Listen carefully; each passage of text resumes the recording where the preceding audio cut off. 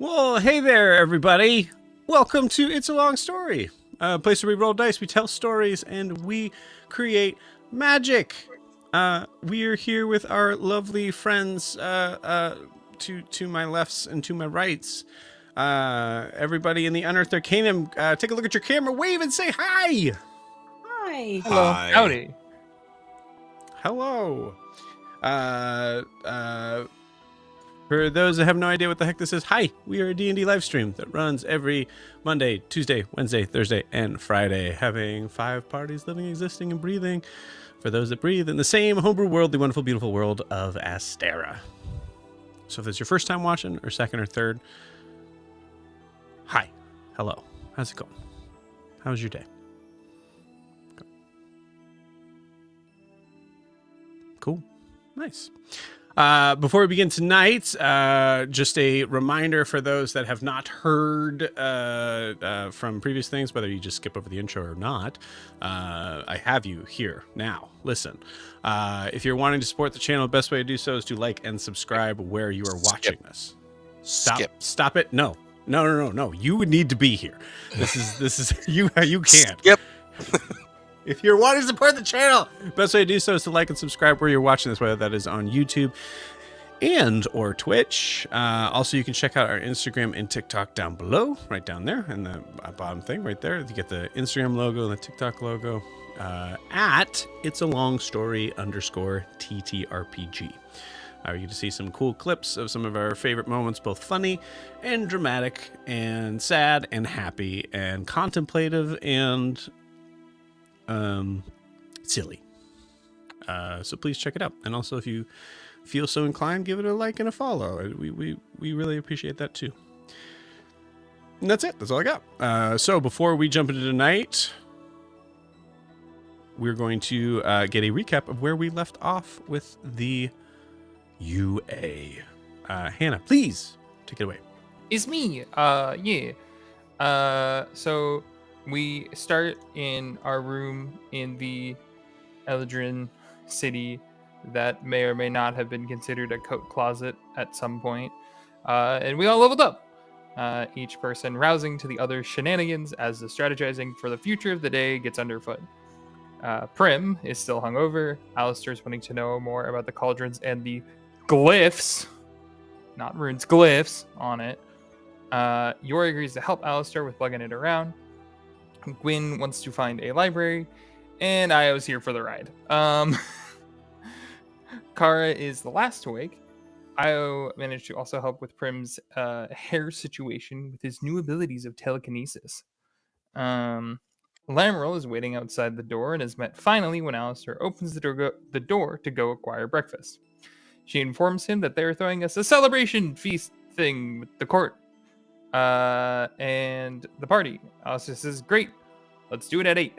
She handed him some medallions to show that we are heroes of the realm. She also mentions there's a weird plant vibing in the hallway. After she leaves and casts a spell on Alistair, Alistair gets an attendant to grab breakfast for the group.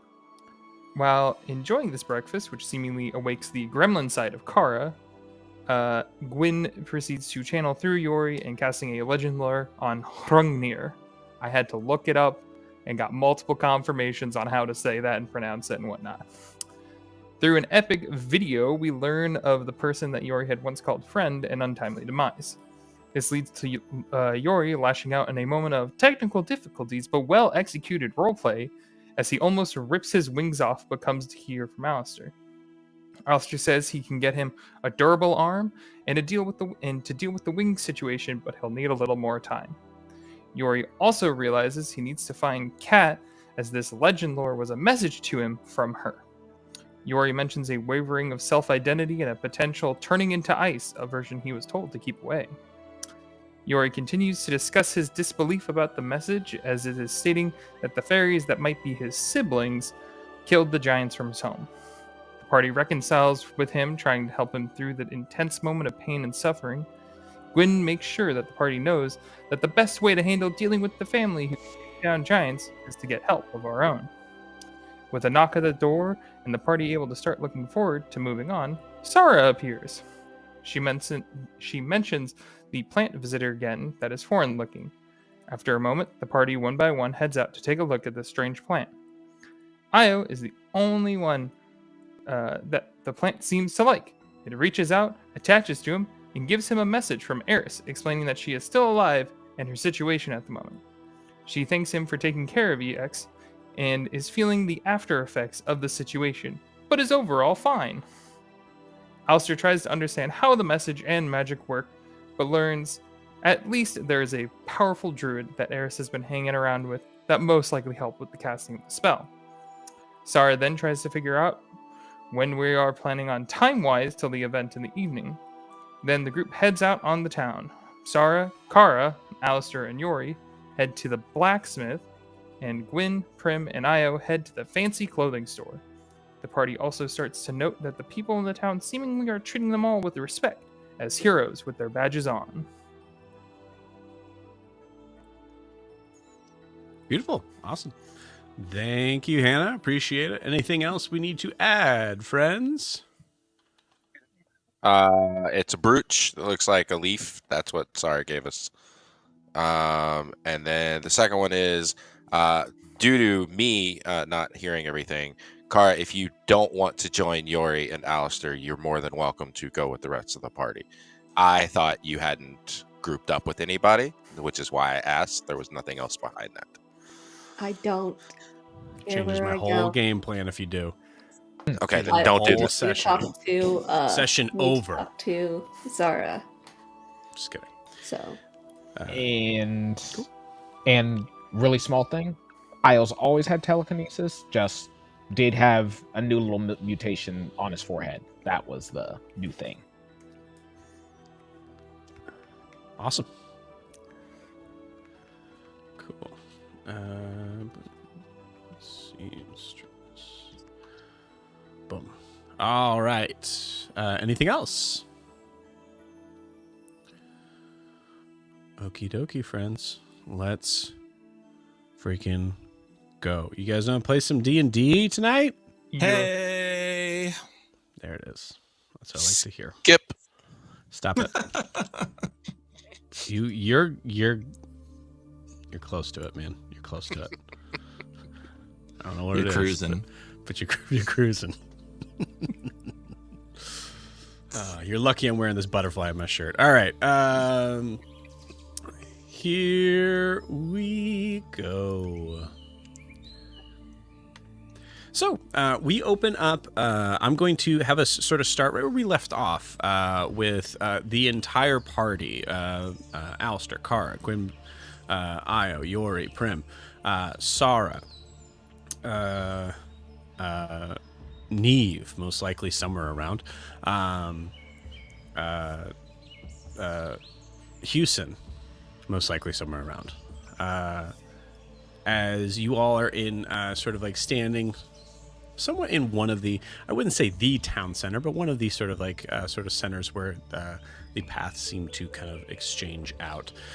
The dirt roads showing a heavy sort of almost circular path, giving you this sort of like roundabout sort of feel, with a bunch of people all around. As you all are about to, okay, cool. I assume you guys are about to say your goodbyes, but anything you guys want to RP or say now? Say it now, or forever hold your peace. Just kidding. Or when next time you meet.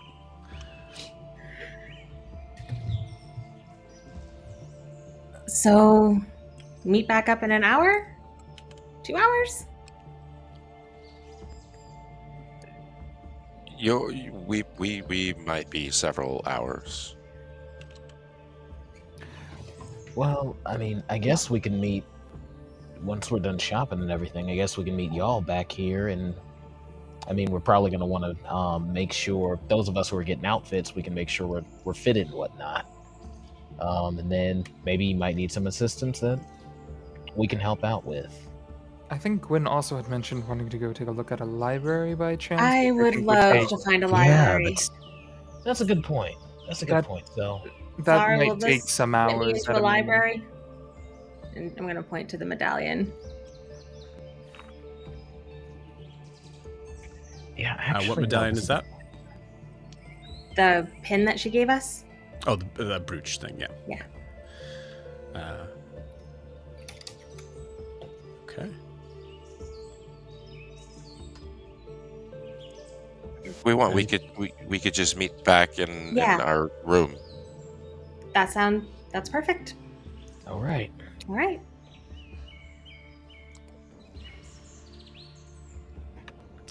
All right. So you guys say goodbye to each other. I would assume those that are going to the seamstress, or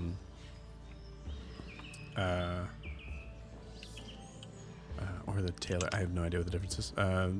The person for clothes. Clothier. Clothier. Sarah kind of just like points the way. You notice that it's a little bit further out from town, kind of like closer to a heavier sort of wooded area. It's interesting in the sort of main part of the city. Evan, I gotta mute you, bud. The sort of main part of the city seems to be more of like a typical sort of commerce for commoners. So you see there is, sort of like little sort of patches of like some like gardens. But as you guys are kind of venturing out, what you'll find is that you're sort of kind of going towards the outskirts of the circle of this the city.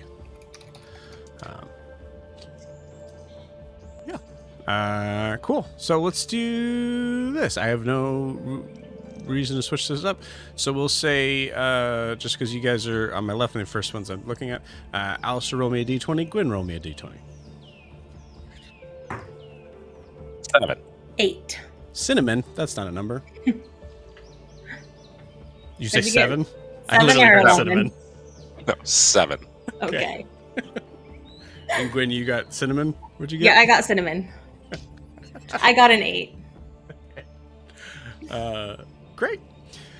So Gwyn, Io, and Prim, you all head a little bit closer towards the area of like where you came in. You guys are both sort of venturing westward from where your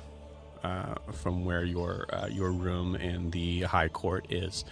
But you're venturing sort of west as Alistair, Kara, and Sarah, and Yori, right, are heading more northwest. Right. So as you guys are passing through, I would like a perception check. And anything specific you guys are trying to focus on?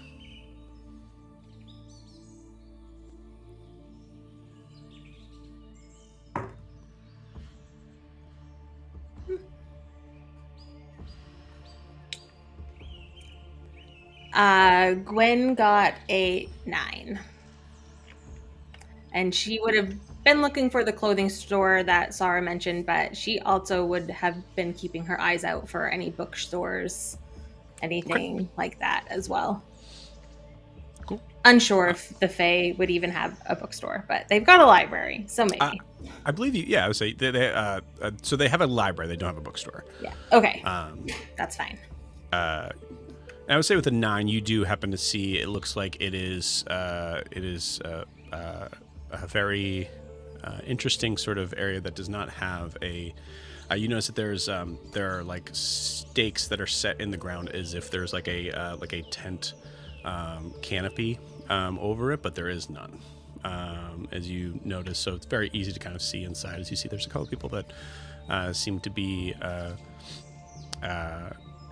sitting at what look to be sort of formations of tables and chairs made from stumps, very like kind of like retaining the tree sort of look to it. But you see, it's a small library. Okay, cool. We'll come back to that. All right. Io got Yeah. Io got an 11, and the only thing that he's been looking at as we've been approaching the Clothier is he's been probably people watching just to kind of get an idea. Does it seem like most people seem to be dressing in a way to conform to each other, or is there a little bit more of an individualistic way in people's style? Interesting. Okay, cool. For that, I'm going to need your choice, either a nature or religion check. Okay. I'm going to be different and go religion with this. Wow, that's a 4. Okay. With a 4, what I will say is that the thing that you notice here that is somewhat interesting, well, I would say very interesting given, where you guys come from. There is a significant amount of folks here that the first thing you notice is the hair color.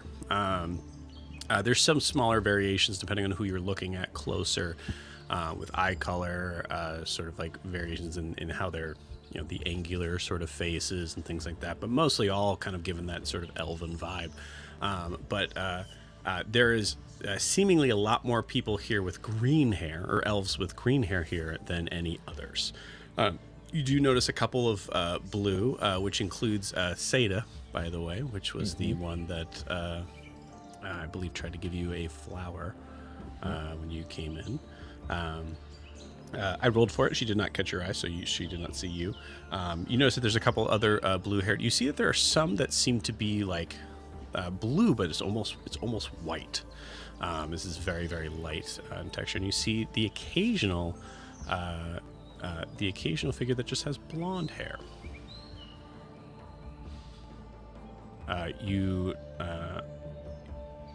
That's what I'll tell you with the 4. Okay. Great. Cool. Prim. I got a lovely 26 for my perception. I think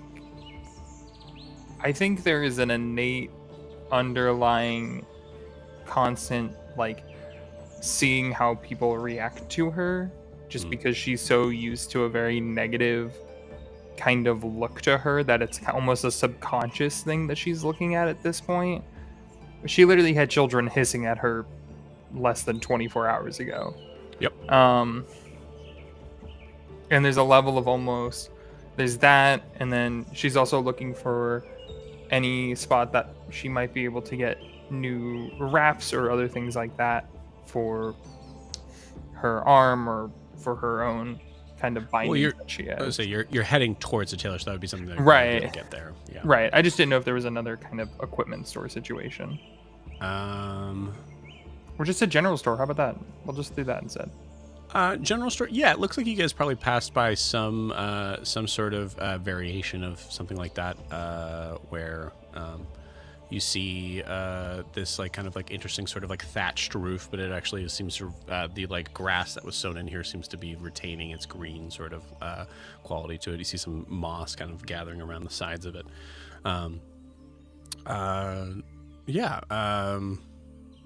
But give me an insight check as far as the overall mood towards Prim in particular. As we like to say, proletariat 20. Beautiful. I love it. With the dirtiest of 20s, you notice something that I think I would like you to tell me how this affects Prim. You don't feel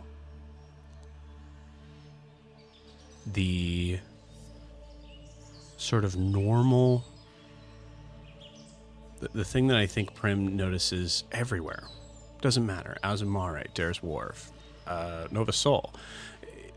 Everywhere there is a certain level of challenge. Even those that would seem to be not unkind towards you are looking at you in a space of trying to size you up or make a decision in their head whether or not you're approachable. In this place, with a 20, you see that there is actually a significant amount of it's exactly the opposite. It is very clear that your You're not really necessarily sure if you guys' individual names have been given out, but your descriptions have been made clear in pretty much everyone in this town. So when you are walking by, the brooch kind of helps a little bit, but the general sort of standing is a generous welcome smile and nod. If you actually get the feeling that if you were, because I don't want to say that you do, you get the feeling that if you were to get closer to some of these people, they may offer you things that are in their cart or in their things that they're carrying or whatnot as gifts. That's the vibe that you get, Prim. And I also want to know, how's Prim handling that? I think this is probably the first time ever that, if she's ever felt like that, she's ever felt this way. I agree. And I think it has just thrown her so off of her game at this point, because she's so used to having to be in kind of almost like a defensive stance at all times, that seeing that she's like, I think she doesn't believe it. She thinks that it's fake, that this is just another aspect of the Feywilds. This is just a Fey trick.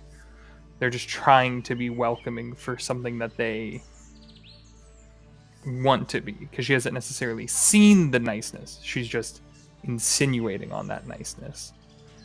And I think she is kind of, I think even at that point, she'll move almost like between Gwyn and Io as like to kind of get a bubble. Yeah.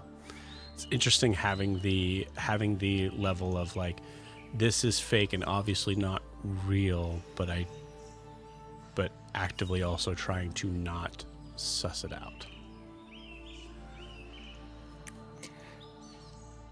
Yeah, I like that. That feels very Prim. So after actually I'll say just for fun, let's get a, who's leading, who's in front in this crew between Gwyn, Io, and Prim.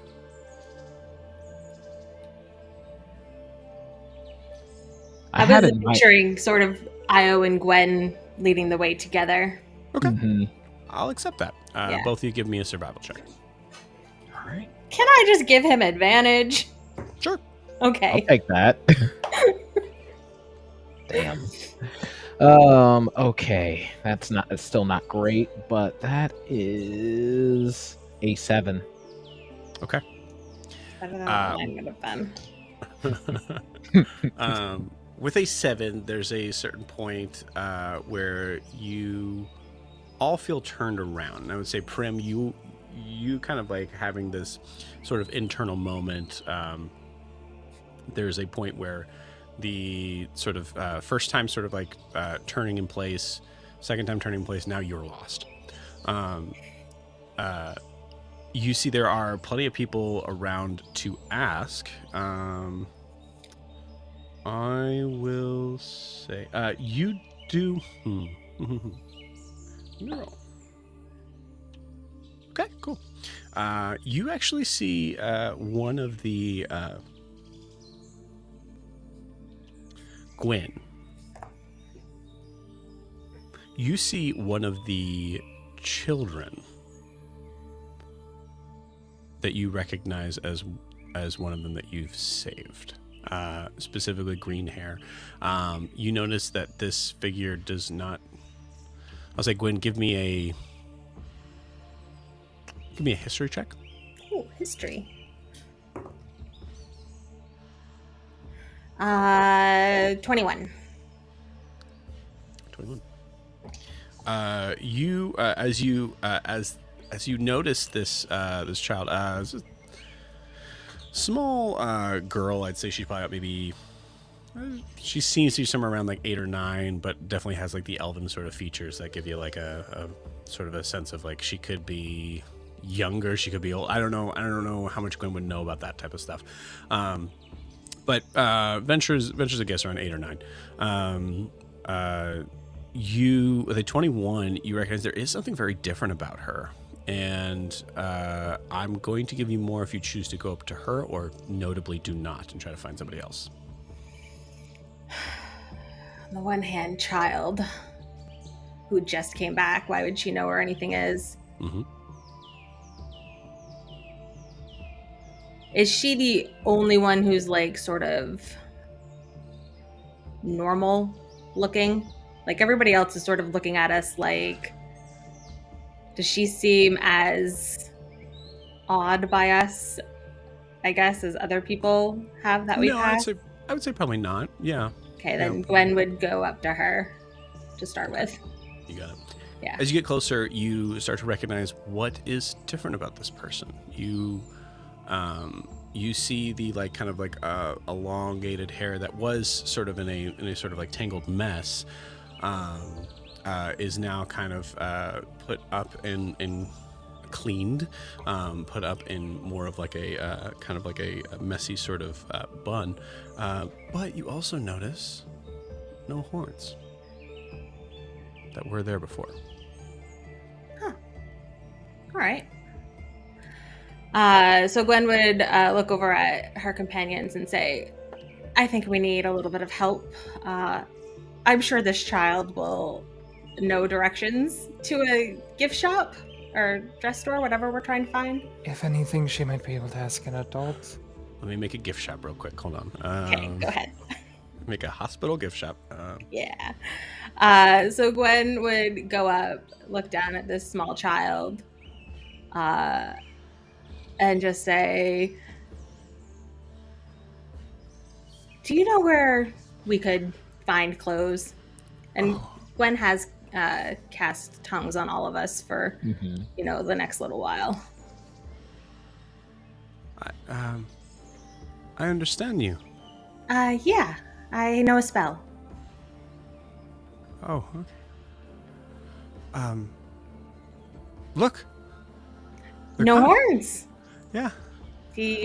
That's good. You like no horns? Yeah. That's how I looked That's before wonderful. I was taken. Okay. We're really happy for you. Right. How are you?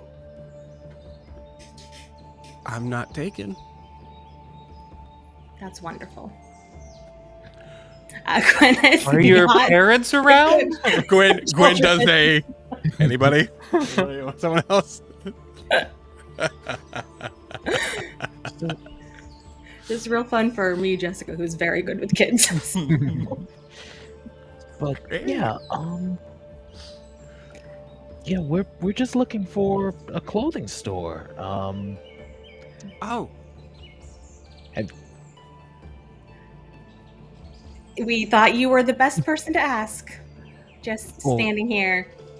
Your dress is good. thanks. I made it myself, but I know where Amaranthil is. Is that, or where she was before I was taken into the woods? Sure. Amarantha? Who's that? Amaranthil. She's one of the town's seamstresses. Seamstresses. That's perfect. Wow, great. Seamstress? So- No, it's seamstresses. Seamstry. By the way, where is your parents or your family or whoever you are in the care of? Oh, they're collecting. I believe they're out just collecting food and making sure everything's ready for the party. Are you coming to the party?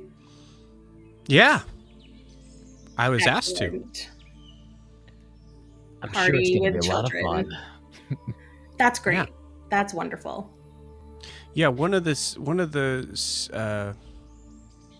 verdant guards came up and talked to my family about me coming up to the court with all the other kids. You know what? How would you like to be in on a little surprise? Last surprise I got taken into the woods. I promise this is not that. Okay. Yeah, we're not those. We're not bad guys. Oh no, I know that. You shouldn't actually believe everything that somebody says, even if they seem nice. But we're nice. Yeah, I learned This is that the when I got Feywild. taken into the woods. Yeah. Okay. Right. Remember Sarah? Dad, my dad asked if I owe my life to you guys, if there's like a life debt sort of. No. No. That's too much responsibility. We don't want that. Okay. All right. If We he just asks, you saw- tell him that. I will absolutely tell him that. Yeah, next time you see your daddy, just tell him we saw people in need and we wanted to help. Simple as that. Do I have to plan out the next time that I you said that like I'm not gonna see him.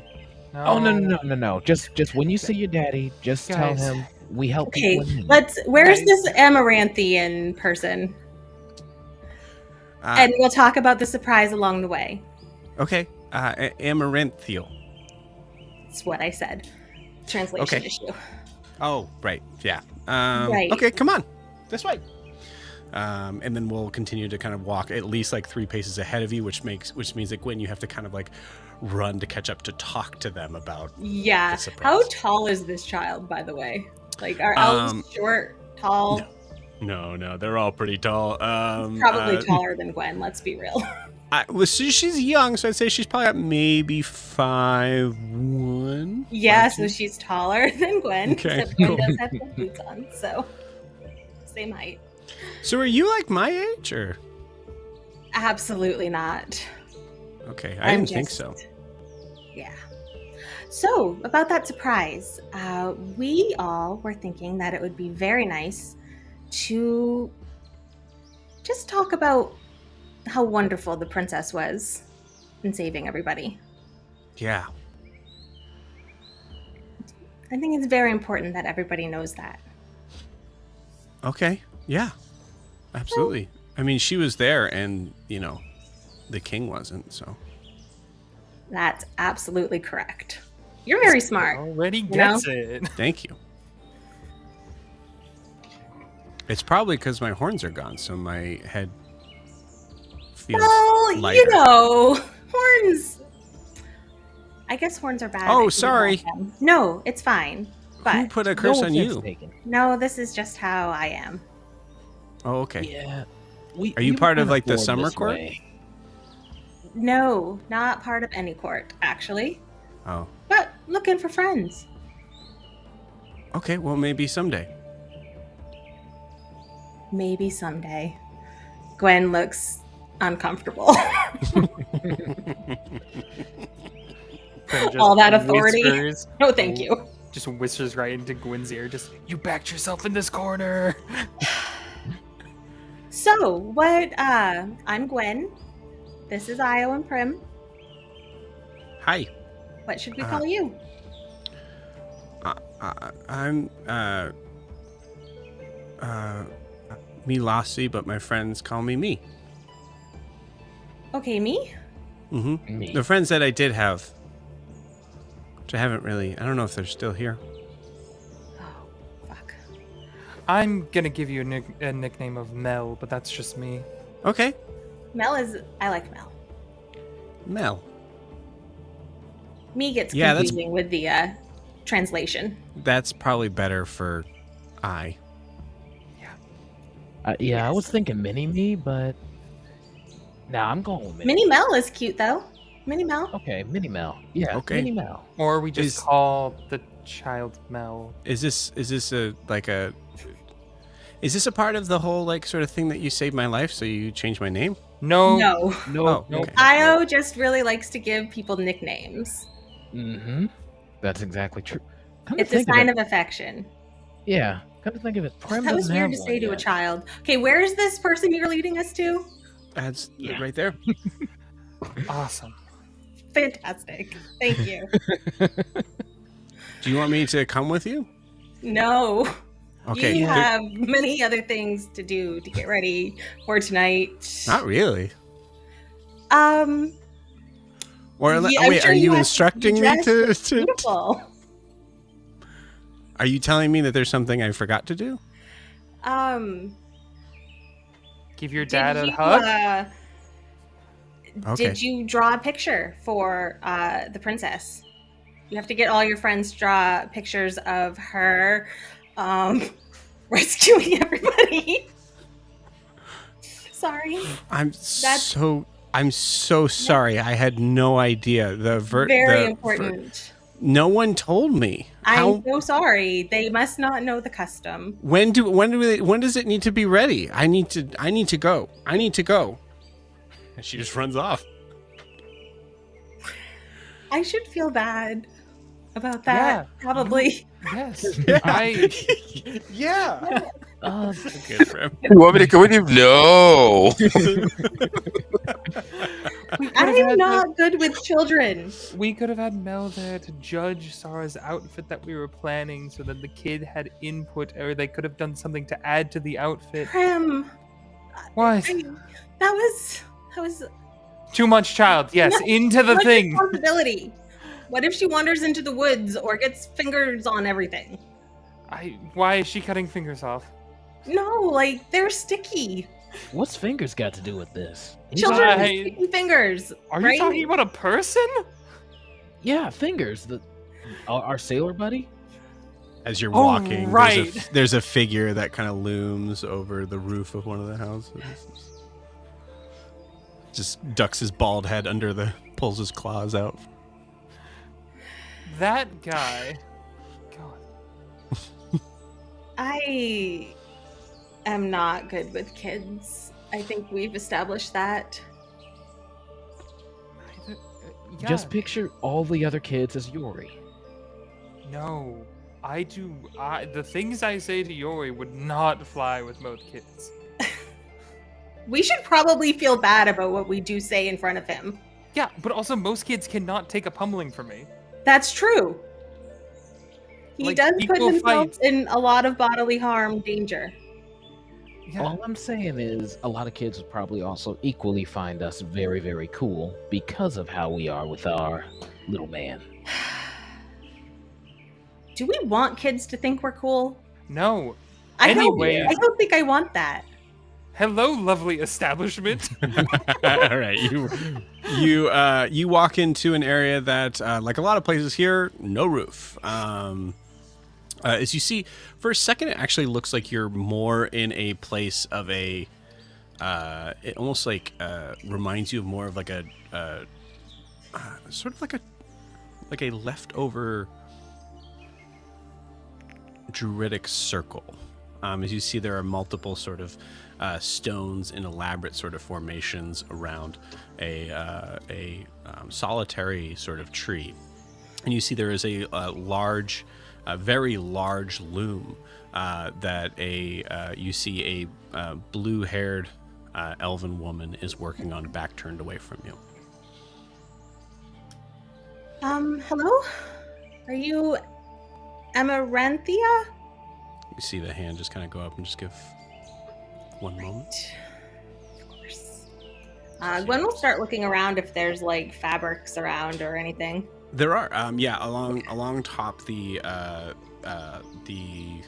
sort of oddly placed stones. There does look to be nothing's like hanging up or anything. It's all actually just laying out and on top of these stones that you notice are actually abnormally sort of like flat. Yeah. After about, I want to say only about 20 seconds or so, and done. As you see this woman turn, and you see when we look at elves as the sort of quintessential sort of mecca of the like culture of beauty, this person kind of takes the cake. You see that she is wearing a dress that is both suiting her form as well as having the like sort of like deep sort of offset blue that kind of moves out into almost an aquamarine green, just below the ground. There's a slit up to one side, and you see her kind of turning and resting her palm on one side, just like the picture. Damn. Sorry. I'm just gonna give Prim a look like, okay, we've had our awkward interactions. Pull it together. I'm a married woman. I'm a married woman. I'm a married woman. Hi. Hello. You speak our language. For about 50 more minutes. Understood. My name is Amaranthil. I am the seamstress for anyone that is wanting a modicum of style here. But Then we've come to the right place, I think. yes, and of course I am aware of who you all are, but I've not been given the privilege of getting your name. I'm Gwen. Gwen. The tall one's Prim. And that's I. And the slightly less taller one is myself, Io. Myself, Io. Io, just Io. I'm introducing myself. Io. Lovely to meet you all. Well, I would ask what I can do for you, but I imagine that this is for the upcoming celebration tonight. I do have some ideas, if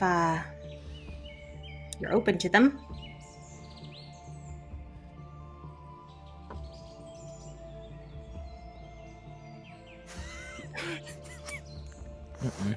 Nice poker face. Ideas? Pray tell. Well, one of our party members did send me with very detailed instructions on what he would like. But the other two kind of gave me creative control, we'll say. And she's going to pull out a sketchbook and sketch out a design for Yori and then one for Kara. Just silhouettes of things, probably not nearly as good as an actual designer, but Gwen does have a little bit of talent there. And just hand it over. Okay. We'll say for this, we'll say, Gwen, give me a performance check. That makes sense. I'm using the new dice that Phoebe gave me, and that is a 23. Beautiful. 23. Also, I will just say it straight up because everybody, Jess's birthday is tomorrow. Oh, yes. So happy early birthday, Jess. Thank you. Because it's in such a weird sort of time, you can choose to have your point of inspiration now or next week. Totally fine. Okay, cool. What did you get on the die? 23.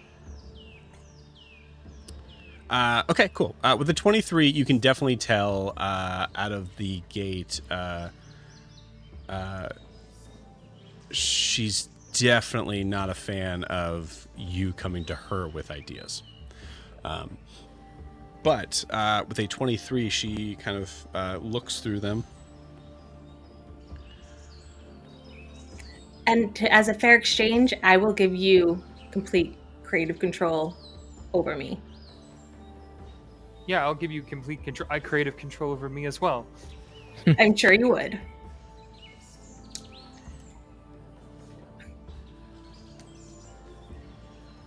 Well, these are interesting. Yeah, so the one for Yori is kind of like the best way to describe it is probably like fire giant Nordic inspired. Oh, it was my assumption that this was for a fairy. He prefers to be known as a giant. And the best thing about fashion is that it is the best, first, and easiest way to express yourself as who you want to be seen as. I couldn't agree more. But the best thing about measurements is knowing the difference between a fairy and a giant. Fair enough. So the measurements are for a 3-foot tall giant. Understood. Very good. And this And individual, and kind of like holds the stuff up for Alistair. he's very set in his ways in what he likes to wear. It's a very That long it suits list. him. Yes. Very detailed oriented. Well, we do like a person that has details. Yes, we do. Very well. And this last one. So Kara's is just very, I don't know if we'd call it like regal, but it's lots of lace, sheer gown down to the ground that would sort of hide her feet if she chose to hover in the air for reasons. Kind of Very like a pointed shoulders.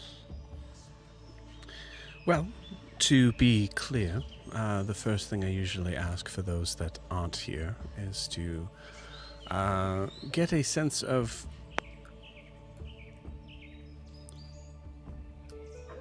spring, winter, or fall.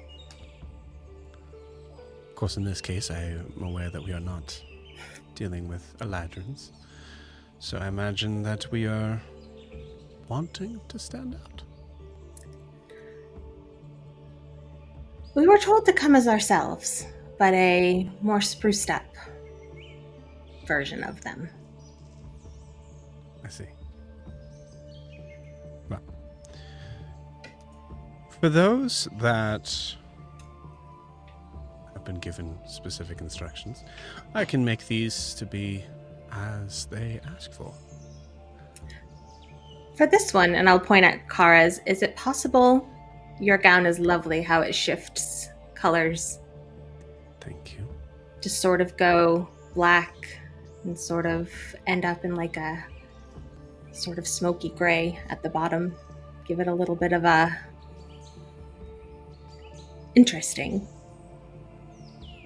twist to it. So no colors. No colors. Understood.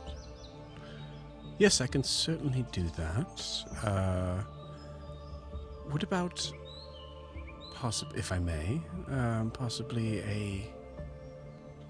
if there was a trail of a soft glow, would there be a color that would work for that? Very dark purple. Gwen, why not maybe an indigo? Purple could be slightly triggering for her, no? Indigo works. Smart man. I could do this very easily. And for the male figure, any specifics that you would imagine would be worth trying in effect? She kind of like moves her fingers, and you see like there's like just like a little bit of like hints of like some sort of like shimmering sort of sparkly like fog that immediately gets pulled back.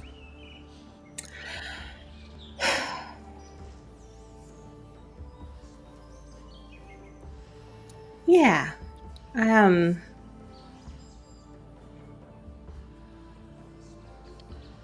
Perhaps something where it looks like they are bathed in moonlight wherever they go. And you think of like Alistair's sort of like lighter complexion, like hey. He might blend in a little bit to moonlight. It's pretty pale. Okay. Faint floral scent of one of his favorite flowers.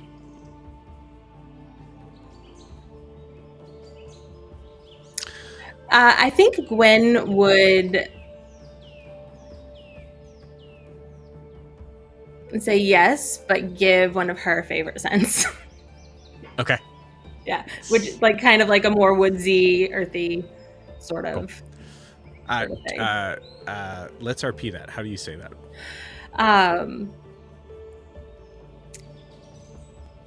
How about maybe something a little bit more subtle? It's been a while since we've been able to enjoy a lot of comforts. And scent is a very comforting thing. Couldn't agree more. Something that reminds a little bit of home, maybe.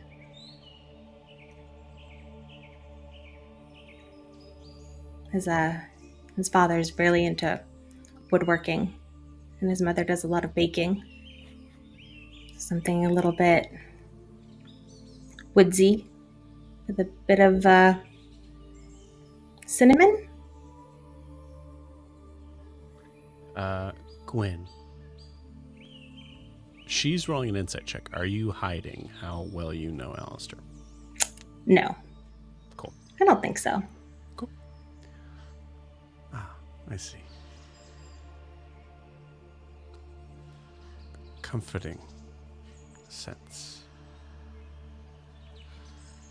Well, these baked goods on the sweeter scent, I assume? Yeah.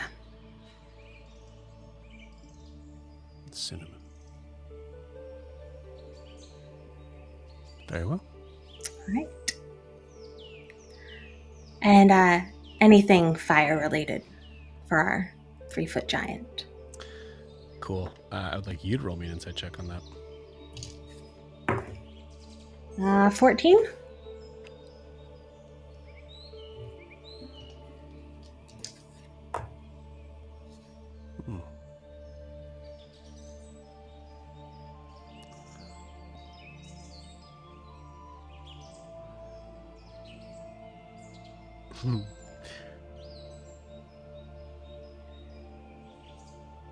I can stick with those colors for sure. I recommend against anything that resembles a flame for this crowd. Fair enough. I don't want to. We're not here to cause harm or Of course. distrust. Well, it looks like, would he be wearing, and I'd say like kind of give him like a very sort of like, I think you really have, I don't think you've seen Yori without his armor on. I don't think so. So I think like your sort of like depiction of him is with the armor. So. It is, yes. Would he be wearing all of this metal?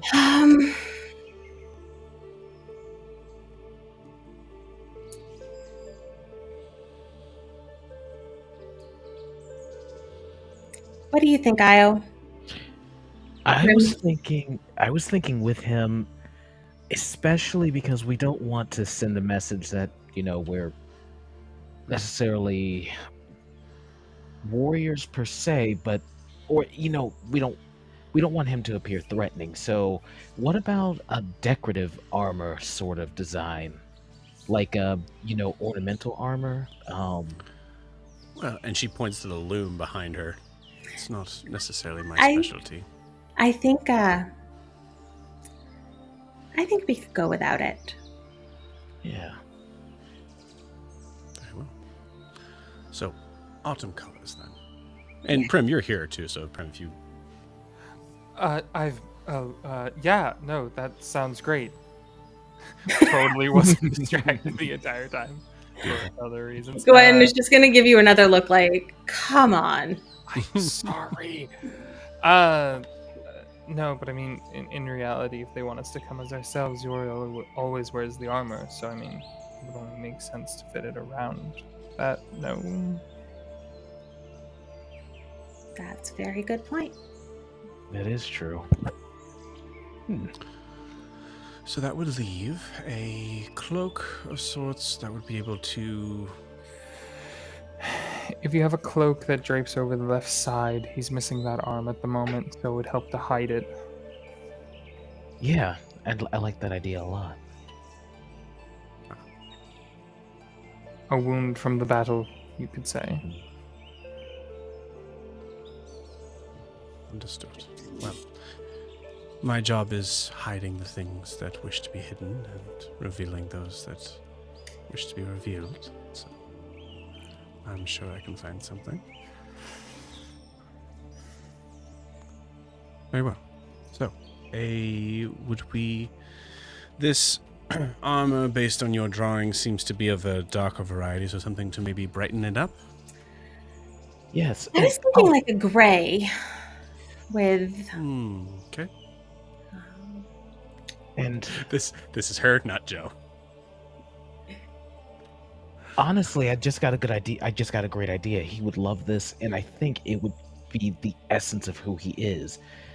On the cloak that's covering his missing limb, what about a giant hero figure kind of being embossed on the, like, sewn into the design? So as that way the cloak's telling a story. Well, that's what I was trying to do with the sort of flames from the bottom of the coat, but I follow you. Also, gang, remember, we only have a couple of hours. We can't get too detailed. yes, I'm sorry. I I don't believe I set that sort of precedence. Trust me, it'll be ready. all right. She is a master of her craft, Prim. I think we should let her cook. Look, time is weird, okay? I don't fucking know. Fuck me. Like, you know. That's a good point. I think we could go without the armor for Yori on this one. Yeah. Okay. I'm gonna let you be the ones to tell him that. Okay, I will. I'll say above board, I've heard armor, no armor. Depiction of a giant, fire, never mind, no fire. Gray. To be fair, Autumn. I just put pictures in the chat for you, Joe, so she knows what she's looking for. Okay, all right, fair enough. Yeah, that one's amazing. We'll rely on those. And confirmed, were peer reviewed.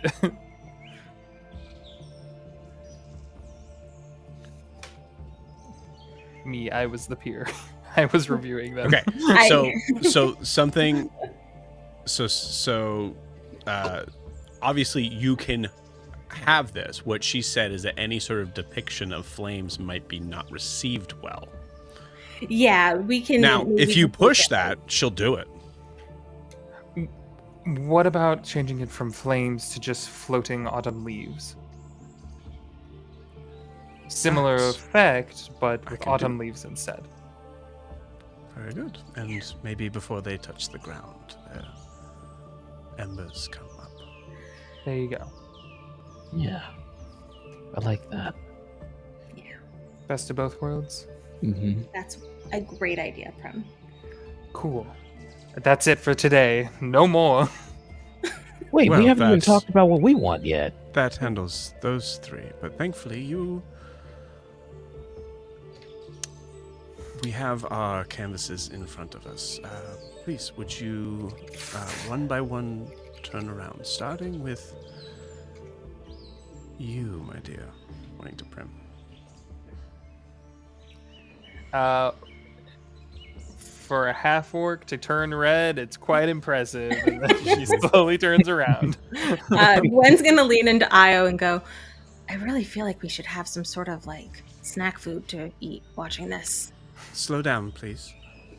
I do have one of Little Man's sandwiches stored away, but that might be a little rubish to eat here, honestly. I think so. I think so. Very nice.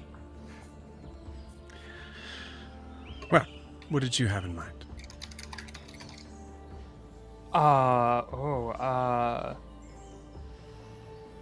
Best I got was a dress, in all honesty, and the only thing I ask is we keep the scarf in some way.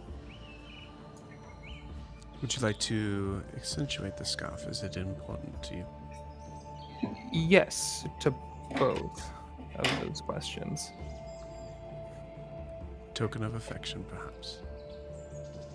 A token of protection, more so. Very well.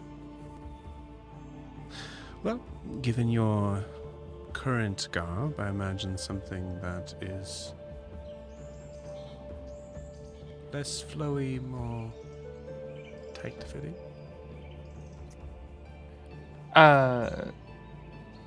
Yeah, that sounds lovely. And it seems that you're possibly more into the subtle, darker colors. Oh no, that was less of a choice and more of just what I had on me. I see. Well, with your very deep green complexion, maybe something that would be able to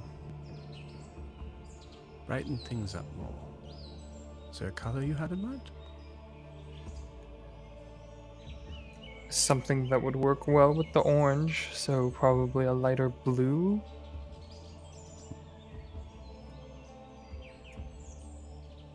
Very nice. Like this? And she kind of points to her hair, but she kind of does this.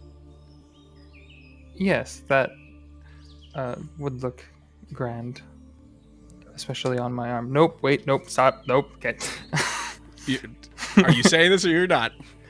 Be in the no, RP, Hannah. No, Be in the this RP. no, I am RPing this. Cool. I said love that. It. You got it. Damn straight she did. Well, I don't know if I am invited. I could make it a +1, maybe. Thanks for helping with all of our attire. Well, I wouldn't want to play favorites, but is there anything else that you would like depicted on your blue? I've always been a fan of golds intermixed between them.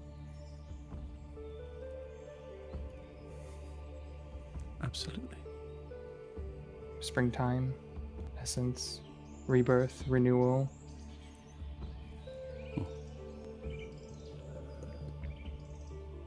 Very well. And you, please turn around. Pointing to Io.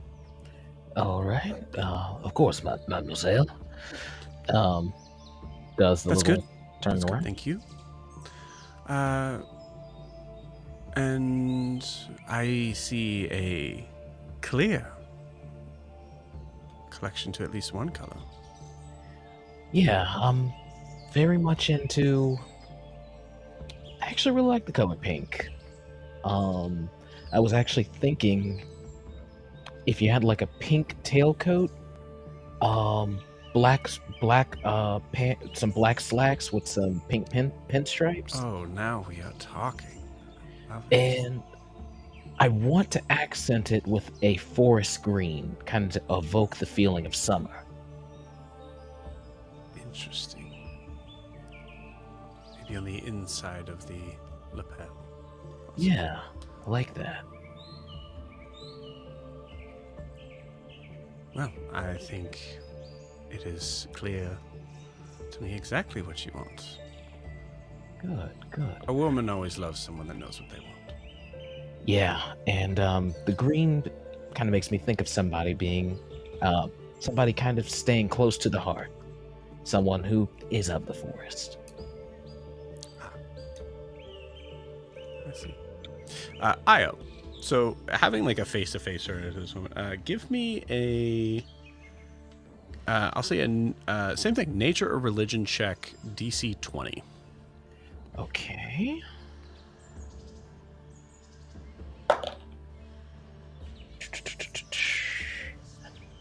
I am.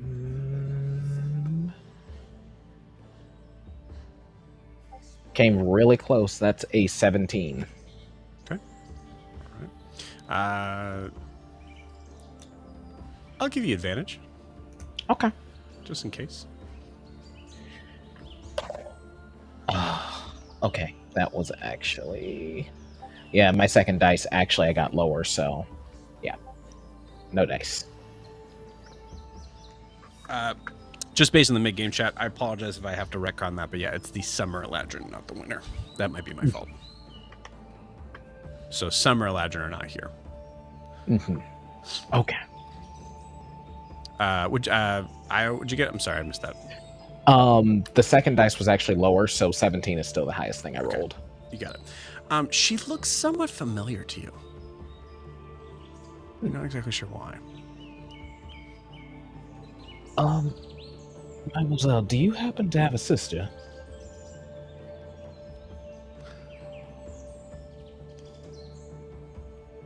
In this city? assuming that you meant in flattery, I do not know. Okay. I do have a daughter. Oh. By chance, is your daughter's name? Oh crap! Why did I lose the name? Because we just said her earlier. Seda. Today. Seda. Let me make your sure daughter... that's 100% right. Yeah, Seda. Yeah. Would your daughter happen to be Seda by any chance? She is. Yeah. I think I met her when we first entered the city. I can definitely see the family resemblance. I hope the connection was not displeasing. It wasn't. It wasn't. She seemed like a very lovely girl. She certainly is. By the way, do you happen to have any type of head adorning, hair adorning, horn adorning jewelry by any chance? Because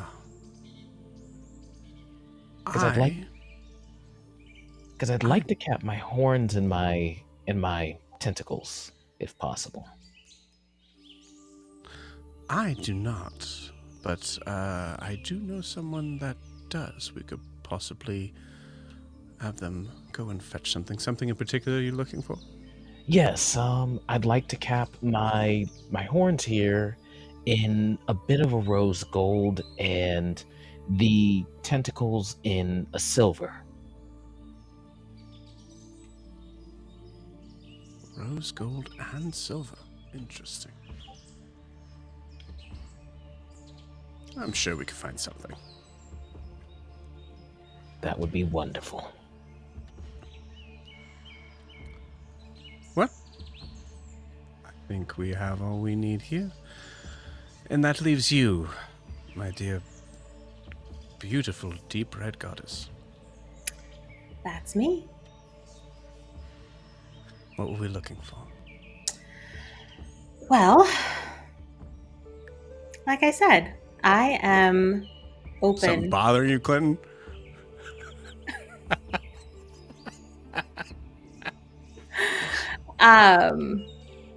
Alistair like twitches. He felt it too. Yeah, Buddy. Alistair sneezes. Somebody snorted. Somebody's flirting with my girl. A little bit. Like somebody just hit all over your girl. His nose starts bleeding. Okay. My twin senses are tingling.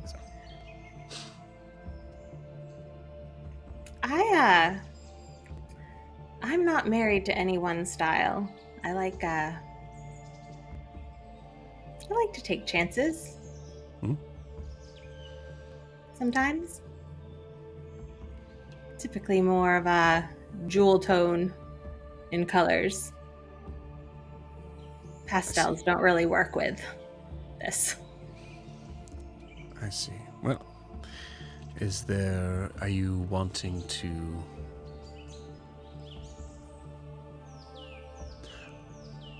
Are you wanting to have people focus on a specific area of you? Dealer's choice. Very well. Well, as you can see, I am very partial to blue.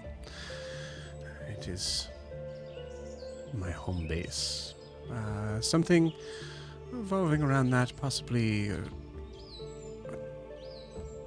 darkened blue with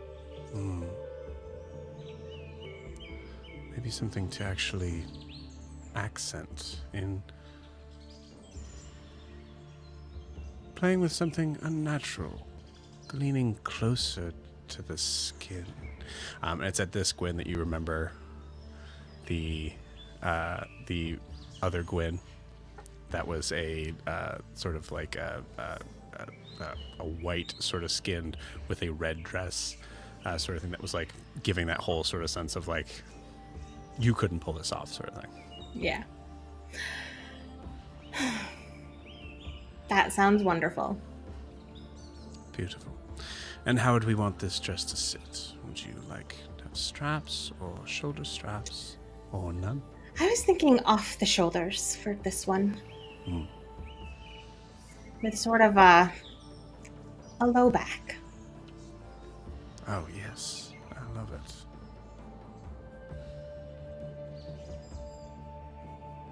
Maybe to give more of a... away from the... not necessarily red, maybe more of a fuchsia tint along the seams and running up with some silver or gold, dear. Silver, I think. Beautiful. All right. Well, that gives me plenty to do. And as I imagine, there's going to be a certain point in time where communication is going to be somewhat difficult. So is there anything else? Oh. Accessories? Can you take care of that as well? What specific you have in mind? Oh, I was thinking something to hold my hair back a bit.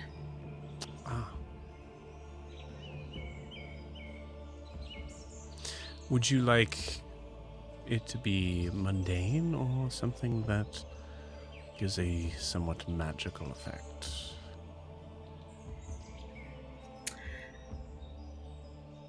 I think mundane is fine for this one. Very well.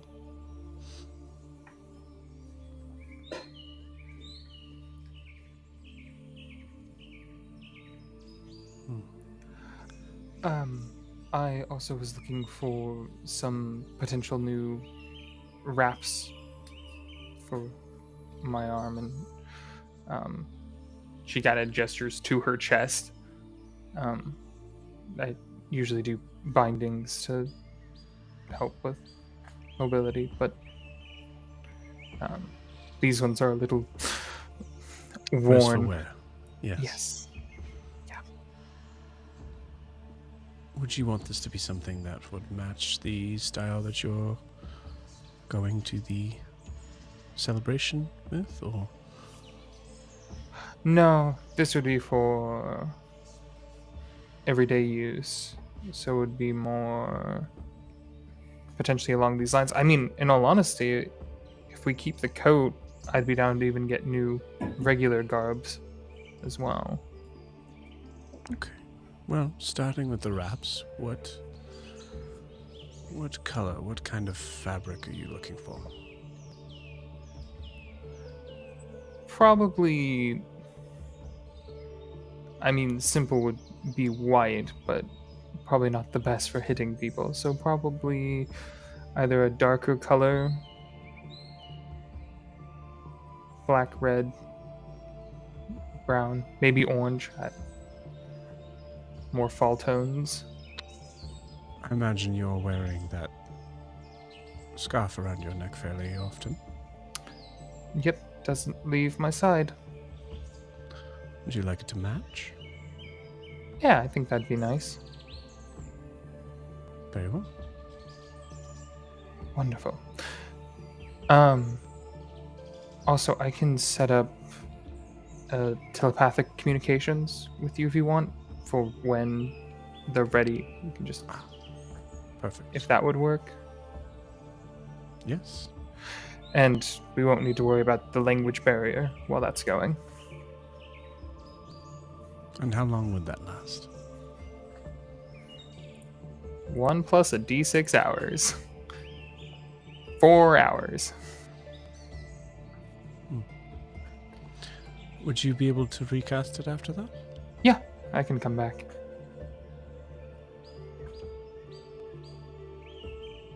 Don't got much else I'm doing today, so And how many times could you recast that in a day? good amount.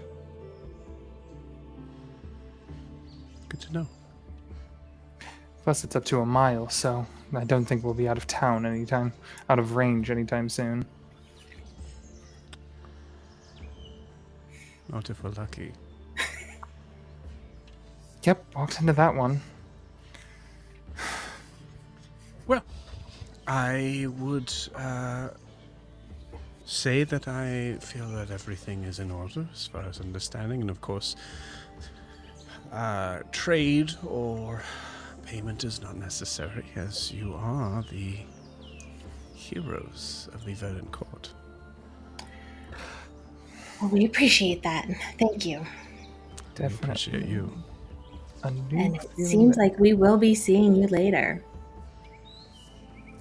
Yeah. At least one of you. Damn straight. All right. Wow. I think Glenn can't help the wow. Like shoving Plymouth. Okay, get out of here. Bye. All the ground she's gained with this woman. Beautiful. Cool. And we will pause you guys there. As we leave, Gwen just whispers to Prim, "Now, did you and Adelia ever have the conversation?" We didn't get far enough along in the relationship to have that kind of a conversation before she got taken. Fade to black. There it is. There it is.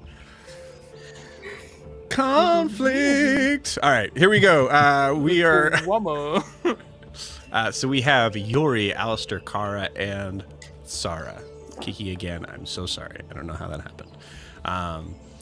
But you all are traveling northwest. You notice that the journey, if you weren't with Sarah, would be very confusing. A lot of like sort of like winding paths, and you guys are actually traveling a much further. You wouldn't know this, but you're actually traveling much further than the others are. Any RP along the way, feel free. Yeah, Kara would have wanted to either be ahead of the group with Zara or falling back, but since we're following Zara, probably ahead of the group with Zara. Cool. You got it. How far ahead? Just so we know what Yori and Alistair would be able to hear. Not So, like, if you terribly. Say if you said like 20, I would imagine like they'd have to strain to hear. Like, so it'd be a perception check to hear. If it was 10, if they wanted to hear, they could. So I don't think she would think it would be an issue for them to hear, because Alistair last night was like, "Did you tell her about Alistar?" And she's like, "Not yet." So Gotcha. she thinks he wants her to tell him, or her to tell her. Okay. Interesting. I can't wait. Cool. Where the heck is she? There she is.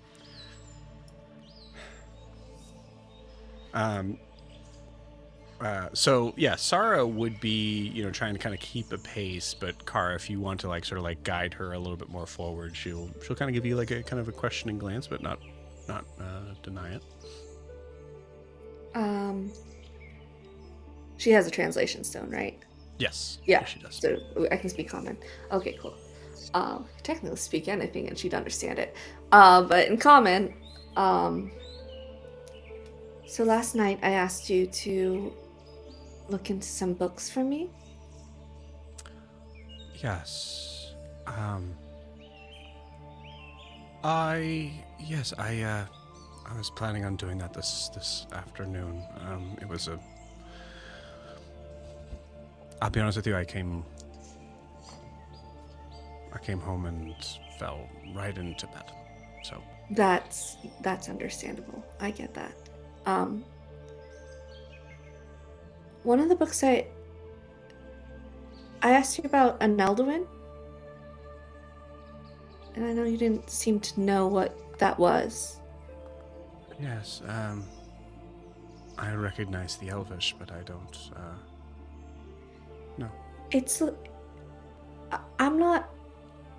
I'm starting to believe it's real, but it's mostly viewed as a fairy tale on the material plane. I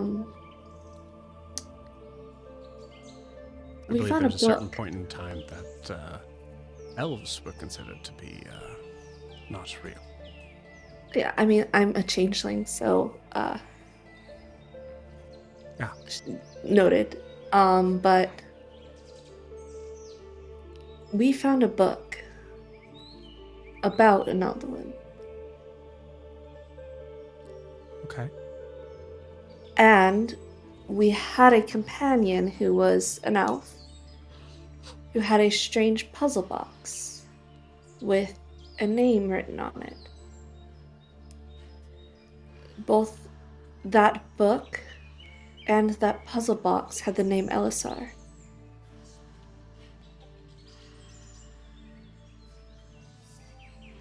I overheard you say it to Alistair last night as I was returning. That was your son's name, wasn't it?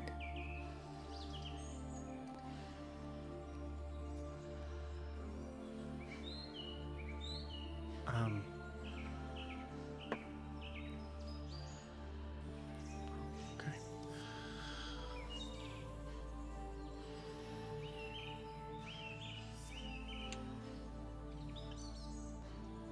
Yes. I thought it might be a lead for you to look into. It's, I'd assume, not a common name. And time works differently on different planes, so... Well, I mean, when you're talking about crossing a large distance, I mean, Alicia could be a name that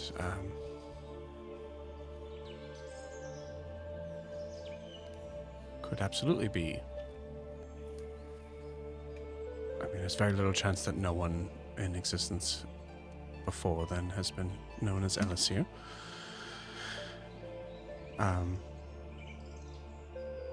Thank you for bringing it to my attention. I will, It could be a lead. Just some research on Anelduin.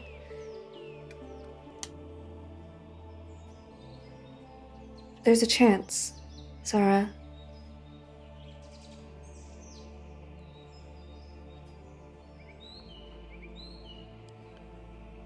I don't know if I can.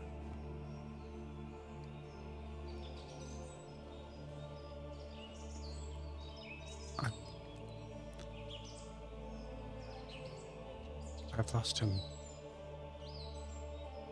twice now. I don't know if I could bear a third. I understand. I'm sorry I brought up those memories, but I felt you were owed. At least that.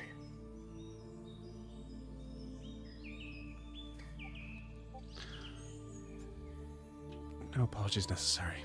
You were being a good friend. Just up the hill here.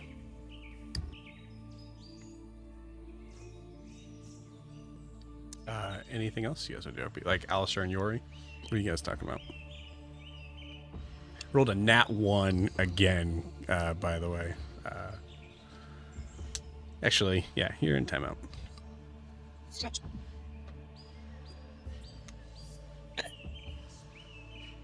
Do you need any help carrying the cauldron? Nah, I got it. It's fine. I could ask one of these people that are staring at us to help you. I don't really want to talk to any of them. I mean, I guess you don't have to talk to them to get them to help you to lift things, but it's fine. I got it. I could carry, like, probably something twice this big.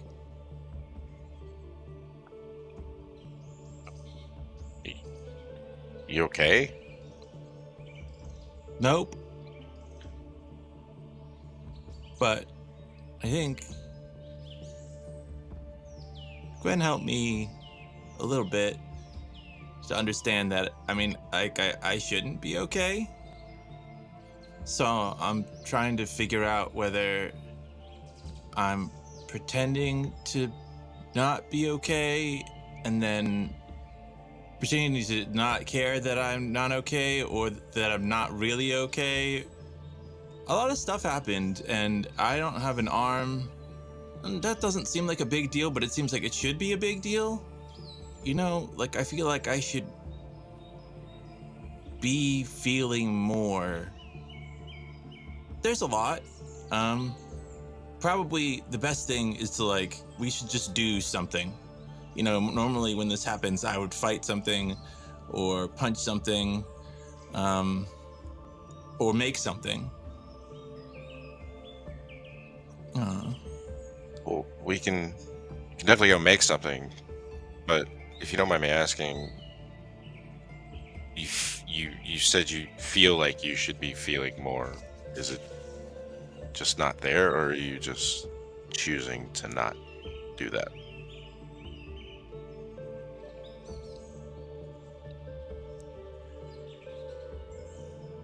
I don't. Yeah, that's the.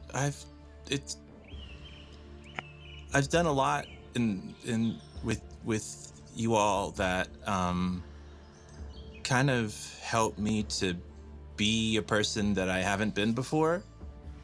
But the person that I was probably wouldn't have been very affected by losing an arm. It's just an arm. I've lost, well, I've kind of lost things before and got them, and I've been through a lot of different things, and it's just kind of whatever. So that's not a good answer, is it? So you were somebody else, and It's about stories, right? Yes, Yuri. Stories of other people, or of even yourself if you want, but... Right. Like the story you tell yourself that you are in your head. Is that who you want to be? The person in your head? Well, I feel like that's just... You're... Who do you want to be, Yuri?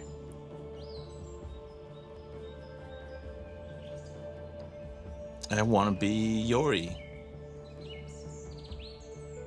And who is Yuri? Tell me about Yuri.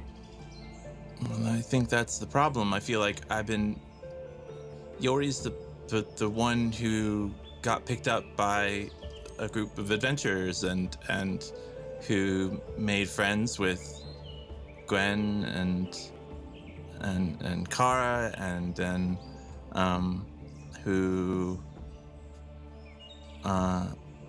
had his wings bound and helped by Alice. Like those are all it's things what that you all think and expect me to be. Those are all things that happened to Yuri, sure, but who is Yuri? What's important to Yuri? Yuri is the person who, when the other people, when Gwen and you and Kara and Aya and Prim look at Yuri, or they think of Yuri, that's the person that they want him to be, and that makes them feel better and safe and happy and a little bit just less dark. I see me in you all. That's where I find this person. Yuri. Hi. When I look at you, when someone asks me about you, or I feel the need to share with others how I feel about you. I think of someone who is wise beyond their years, someone who is physically strong and capable, but also someone who really takes a lot on their shoulders for no reason other than you can. But at some point, there's no more room. Your shoulders are full. And what I want you to take away from this is I need more shoulders. it it's okay to share the burden with someone else. It's okay to share the burden with someone else's, if needs be. But to truly be someone from your stories that's brave and all powerful, you have to know when to ask for help first. Because no one's going to do it for you.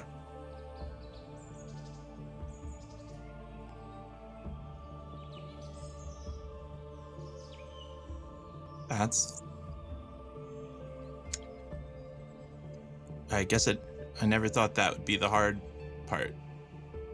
But it is. Doesn't seem like it should be the hard part. The hard part should be fighting a witch, hag, monstrosity, a colossus underwater. That's absolutely the easy part. Yeah. You two get to handle that. I don't have to do anything. Yeah, now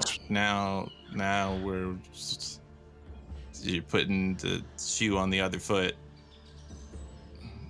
That doesn't translate.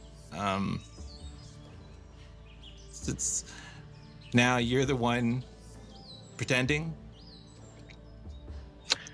No, I'm not pretending. I'm just trying to make you feel better. Look, man, there's no one else really that I'd rather be on this trip with other than the people I'm with right now, and that includes you. And there's absolutely no way that I'm ever going to sit in my home with my parents again, or go back to the library at the Ludus without you all. So even if I didn't want to be here, I'm kind of stuck with you. So we might as well make the best of it. And I'd like to make sure that we all come out a little bit better at the end.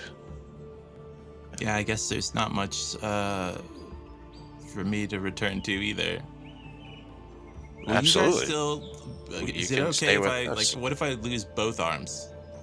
Am I still because I'm? Sometimes they call me I'm a kid, and I don't want people to think that. What if it seems too dangerous for me, and everybody wants to leave me behind because they think it's going to be better for me to be safe, and then they come for you too. So I know you've not met them yet, but my parents would never let me come home if I left you somewhere. So that's not going to happen. We all kind of owe you enough to make sure that you see this through to the end with us to write your story, no matter what condition you're in. But we won't let it get that far. I can promise you that. Do you know how?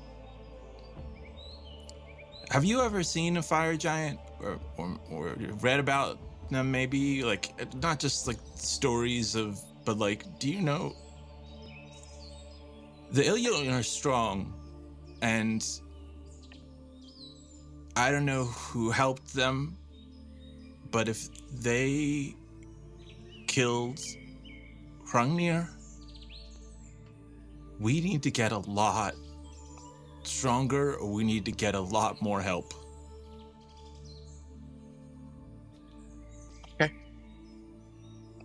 Okay. We do that. Were there other tribes of fire giants? Yeah, the Eggfair are just the kind of the, like I said, they're the herdsmen. You know, they herded lots of stuff, including, you know, wyverns and packles and but, you know, it was, yes, there's many other, at least there's some other tribes of fire giants, and there's, I don't know if the cloud giants would help. There wasn't the closest with them, but there are other giant tribes.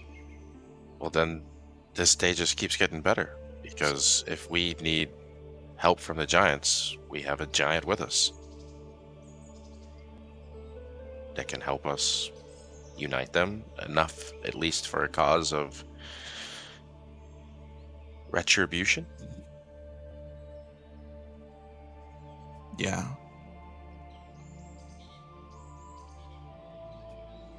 Yeah. And whoever, Io is some sort of, you know, ocean dark. Oh, God, Io's not like- here. Hey, Io's not here. This is just you and me. Okay, we're just fighting. Okay. No, I'm just saying we don't need to talk about Io's problems or Gwen's problems or. I was saying Anybody that's somebody who could help us. Just, Oh, yeah. If they're powerful, then you just throw them at. I mean, they're not going to be like, "Hey, let me help you." But if you can point them in the right direction, sometimes, you know, you can just sort of, you can change the lava flow, and then it's not on your side, but it still does the work.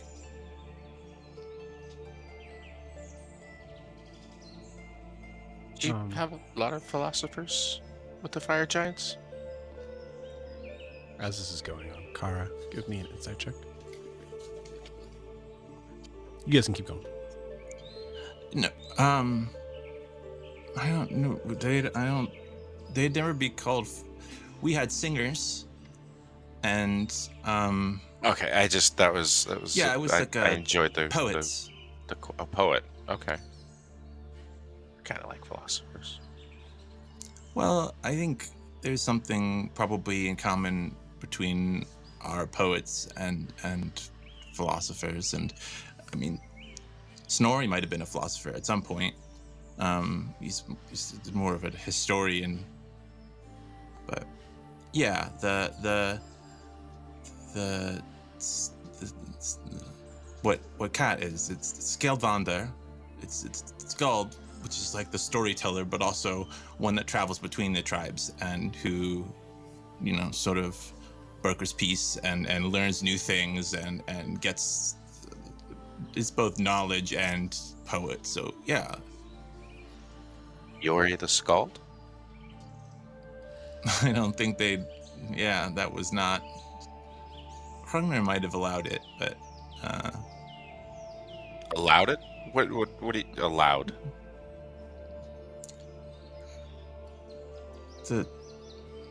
It's never, nobody besides, I guess, Coulter, cat, really ever called me like a giant. They accepted me and liked me, but there were, you know, it was like there were people in the caldera that worked, and there were some humans and some, you know, very very few, but there were other non-giants there, and I earned a name, but it still wasn't exactly. I think they wouldn't have liked it if I had been named a Skald. But There's like a rule that they have. it's kind of a sacred position. Yeah. Did I ever tell you the last thing that was ever said to me at the Ludus, just before we left to go on this trip? I don't think so. One of the magisters there, Thana, she's a tyrant of a woman, set in her ways, very much rules oriented. The last thing she said to me was everything that there is to know about magic has already been discovered. Right? That was the look that I had as well. I mean, just yesterday I saw terrible magic that cost you your arm, and I saw amazing magic from Gwen to Saved my life. redirect it. And I can tell you without fail, there's not a single book or person at the Ludus that I'm aware of that thinks any of that is possible. Rules are made to be broken. Okay. You just said a skald was someone who traveled between tribes, someone who told stories, someone who brokered peace. All things that I've seen and heard from you.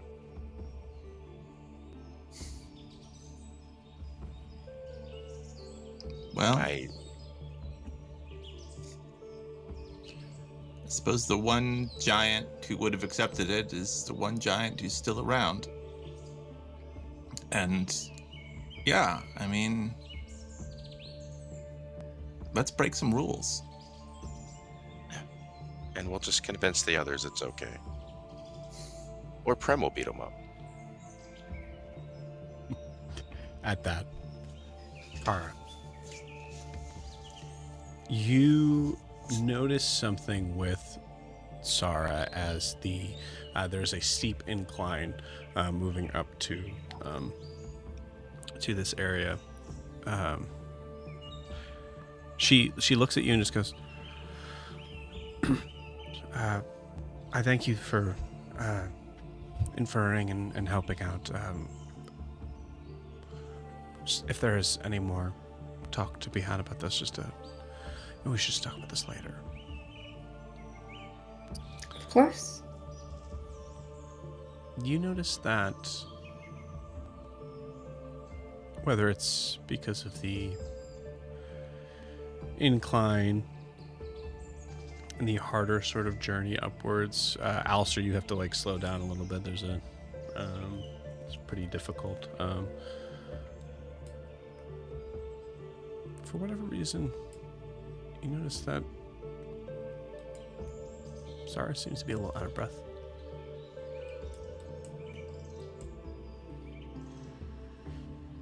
Can I do a Same. medicine check? Sure. 16. 16.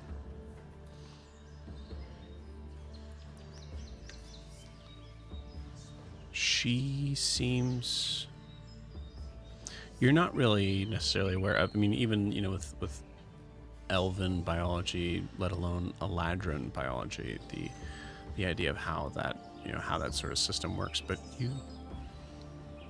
you've seen her over the past couple of days travel much further, and granted, maybe not as steep as slopes, but a little harder. She seems perfectly healthy. As you're thinking about this, she's noticing you looking at her. What? Are you okay?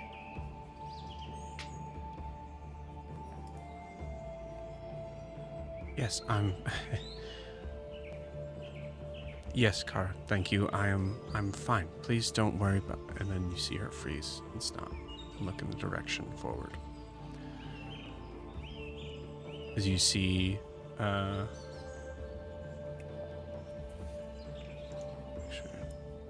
Larian, the brother, her brother, but the next in line. I believe it's this guy. Seems to be being suited up with armor from a blonde elf that is basically like trying to kind of like fit it on him. You see there's another elf sort of in the corner back there. Seem to be like hammering away on something. As stated before, is that there's a weaponsmith and an armorsmith. You get the idea that's most likely who these people are. But you see, she seems to be staring at Larian. Sarah, if there's something wrong, tell No, me. I just didn't. I didn't think he was. I didn't think he was gonna be this close. Or here. That's not what I mean. I've noticed tension between you two. Just cool but it. Just cool it, please. I'm sorry. I can't explain right now. Larian, Archduke. You see Larian kind of turn towards you all, and you see he has this like gleaming green and gold armor set, very ceremonial, but very, very like showy. Giving his like elven sort of like skinnier sort of form much more mass, and like very like paladin sort of looking armor.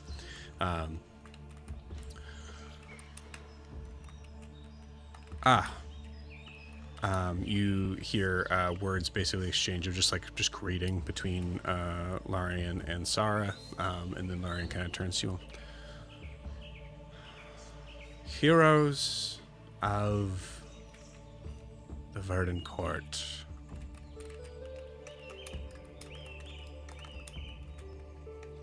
Appears we owe you our thanks.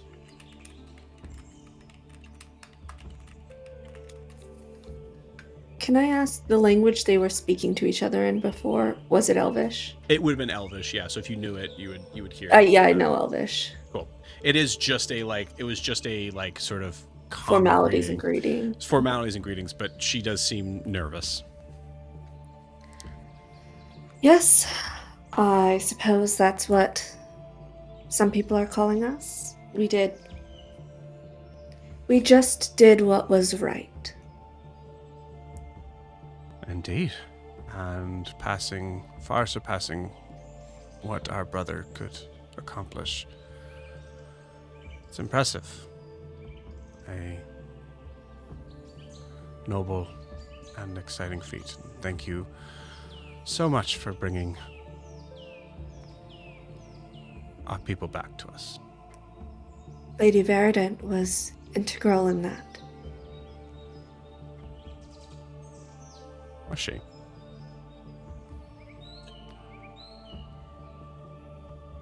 I guess I don't find that surprising. She is a rather sneaky one. While they're talking, can I be way into his space, checking out his armor? How well made is it?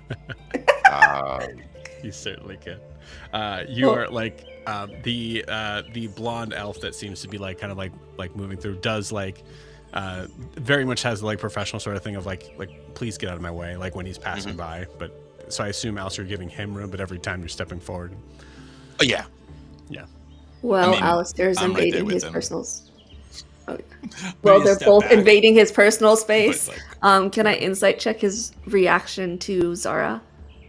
How he's feeling about this interaction?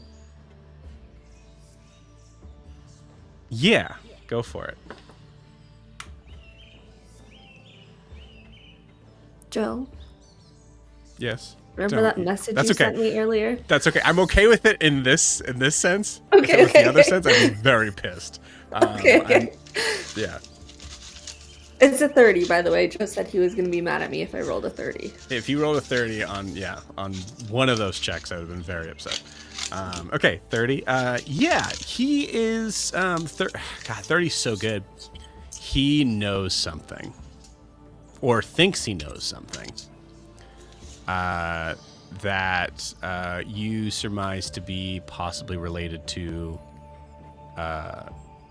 Elisir. And you recall a thing of saying, like, no one can know. Yeah. Mm-hmm. It still doesn't really connect the puzzle here so much for you. It's still kind of confusing. What is it about this place? You're not entirely sure. She's going to Yeah, go ahead. size him up and just... Nice armor. Are you finally going to head out into the world to see what you can do right? No, my places here in court, recognizing the responsibility of running the realm. Or the Ceremonial, kingdoms. I see. In that moment, I move that guy out of the way. Whatever strap is there, like I clench it tight. Okay. Yeah. So just a clarification. You're grabbing his armor? So, yeah, you said there was the person that was like help putting him on and just kind of move him out. And I think as he's having that conversation, and we can roll for it, but like just taking over and helping put the armor on. And You're helping. yes. Okay, you're not grabbing him by the scruff. You're No. I meant like if there's like a strap that he's tightening up, like as he's fitting this armor to him. okay. The classic, as they're putting on the bodice and they just. Mm-hmm. Yeah. You immediately hear. Sarah go, Alistair. What are you doing? This gentleman, I'm sure, knows his work. I was just helping with the straps. I'm just curious, also, why you need armor like this if you don't plan on leaving the court.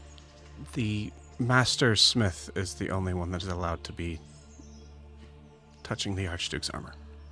Yori takes the cauldron and just sort of drops it heavily, and then goes, "Did anyone test it yet? Did you get the, did everyone take a turn? I'm not part of the town, but do you want me to test it?"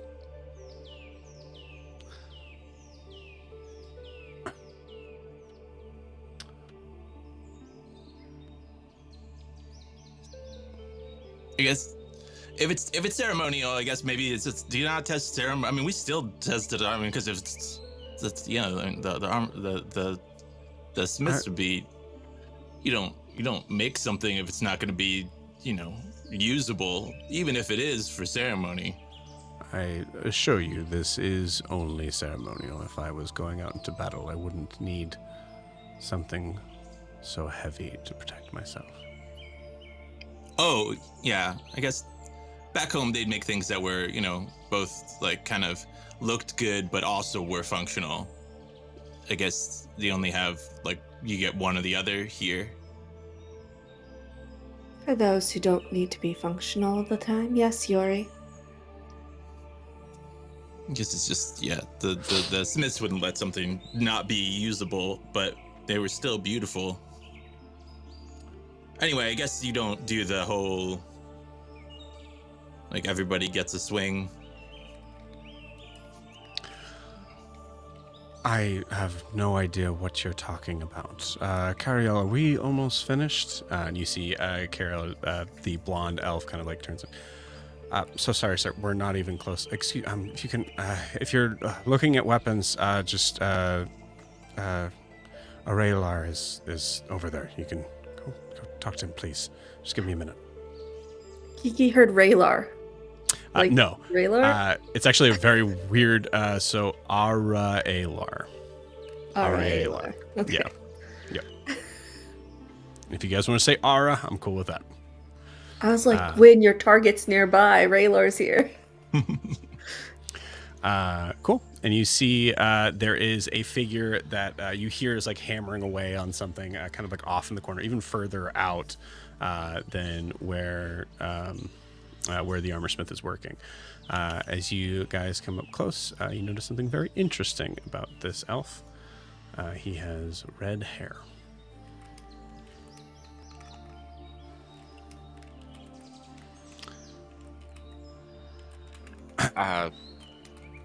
Ara? Yeah. The Archduke is busy over there. I was hoping you could do a quick job for me.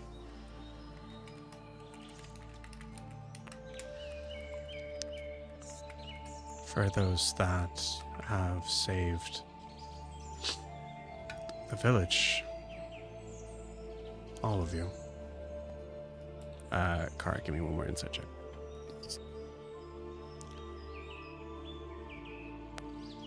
As an natural 20 You for son of a 31? bitch. I'm so. All right. Swear to God. It's all right. We were here. You see him like as he's like, for those that save the village, I would be happy to. Looks eyes rest on Sarah. Pleasure will be all mine. And with that, we're going to take our 10-minute break. We'll see you guys in 10. Got it. Dun,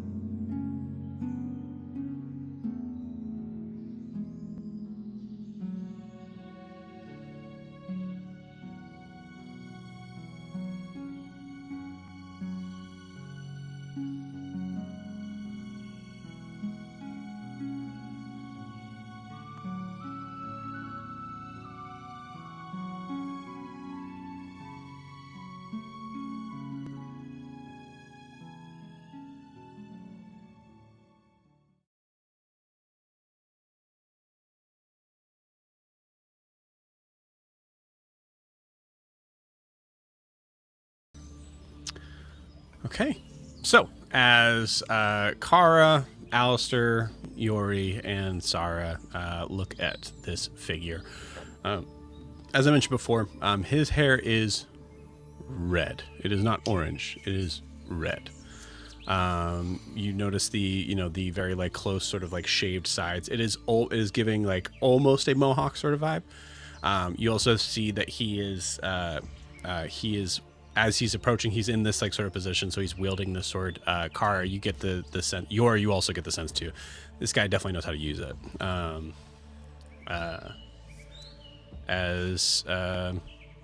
There's an awkward sort of weird pause. And, what can I help you guys with? I think Kara stopped wherever Sarah stopped, and she's just like looks at Sarah, and she just says, "Oh, Sarah, I'm sorry. I didn't realize." Shut up. She probably just says it one time, but yeah. She only needs to say it once, but I need you to. Well, sorry. Just let me start. No, it's okay. I'm used to it. Go ahead. I'm sorry that you have gotten used to not being treated with respect. I was hoping if you could please, this cauldron here, there's a glyph on the side of it. I'd really like to keep the glyph and not the cauldron. So I was thinking you could maybe cut it out. Okay. Can you bring it over here?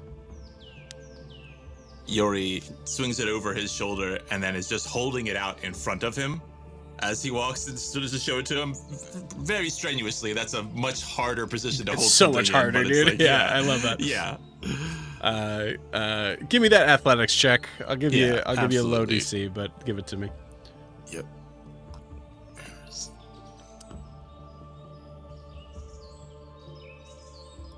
All right.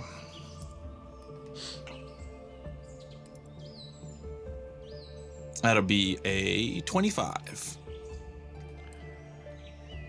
Yeah, cool. Yeah, you're able to do that.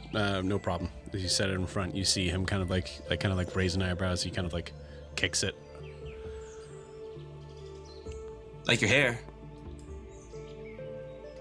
Thanks.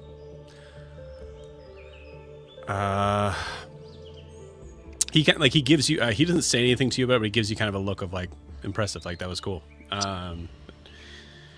Okay. All right. So you want to keep the glyph, but you don't care about the cauldron. Yeah, I mean, there's.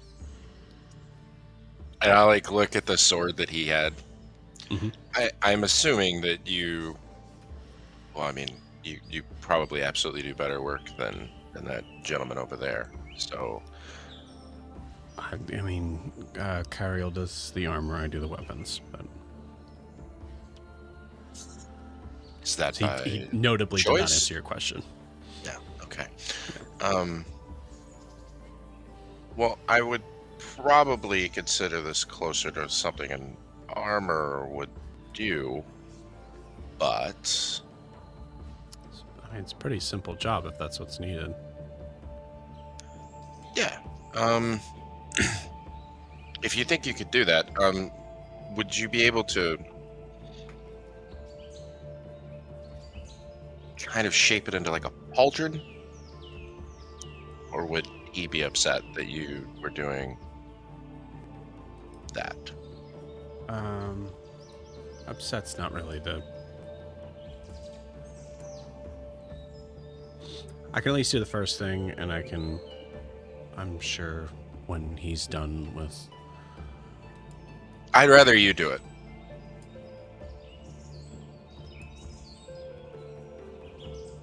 Okay. Yeah, I could do that. Sizing.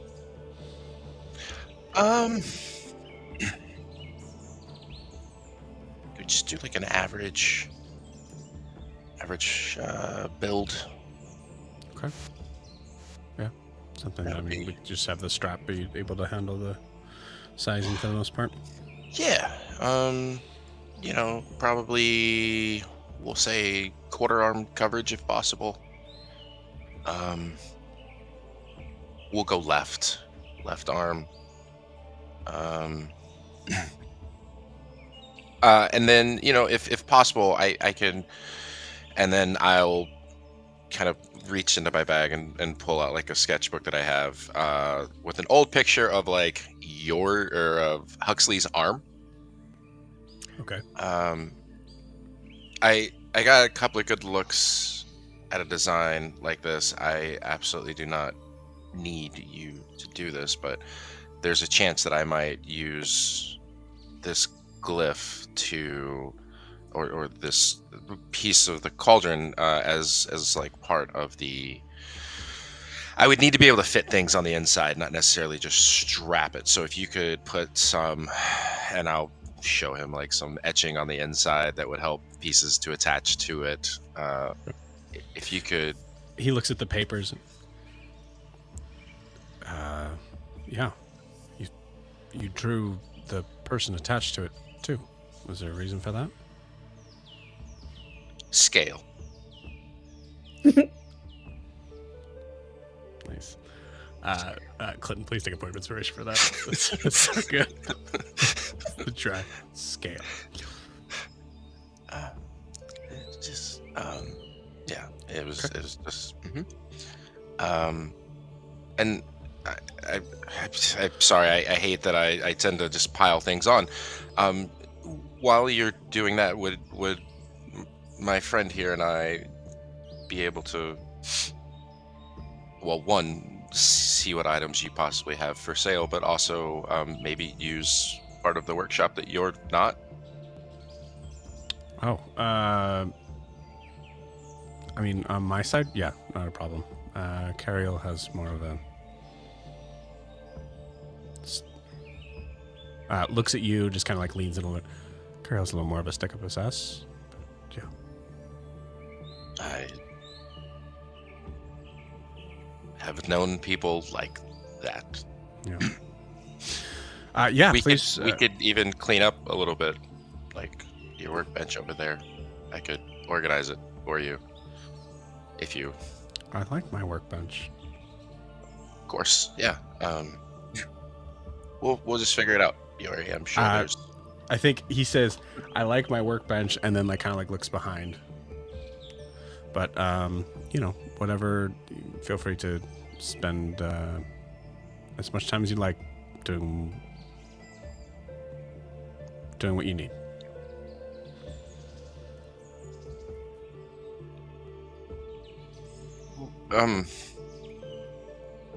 Do you do all the weaponsmithing here in the village, or are there others? There were.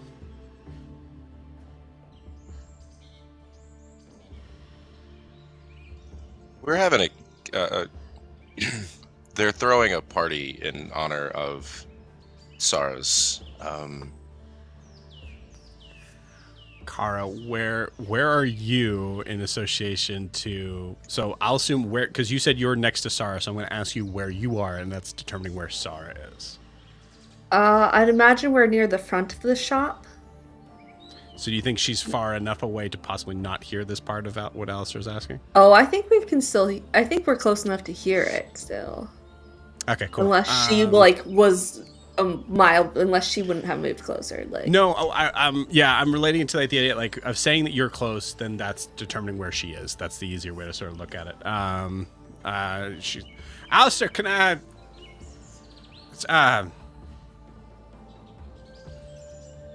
Can I just talk to Kara? Had something to tell you.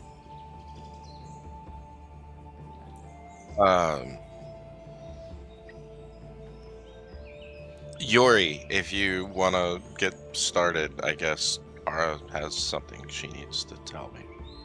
Okay, I'll take a look around the workshop and maybe get some stuff out for it. If you can find any of like elven metal in here. Okay. Yes, Kara? Jess, above table. What was our word? What was our safe word for Alistair that we decided in Celeste? I I can't don't remember it. You're missing the social cues word.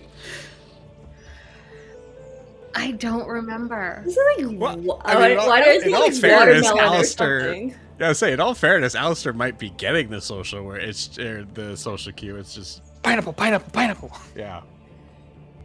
Maybe it was here. Let's say it was pineapple. Okay. As you walk up, It was you're just gonna academics. be like, academics. It was academics. I can't believe. It's so great. Good Yeah, memory. that was not me. It was as my wife who's Alistair watching walks those up- older episodes, so she probably just watched it. So good. Yeah, she's just gonna be like, your understanding of the academics here are a little off.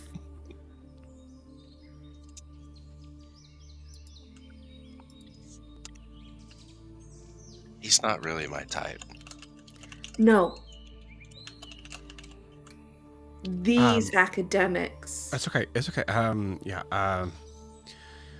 So, do you know what?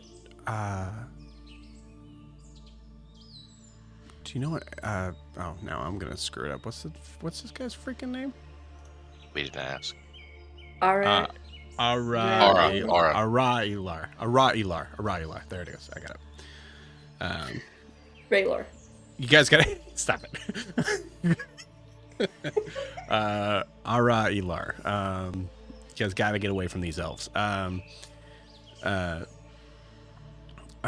you know what Ara-Ilar means in Elvish? I possibly do. I mean, I speak Elvish. You can roll for it. Yeah, absolutely. It's Nope, not one. No. 18. 18.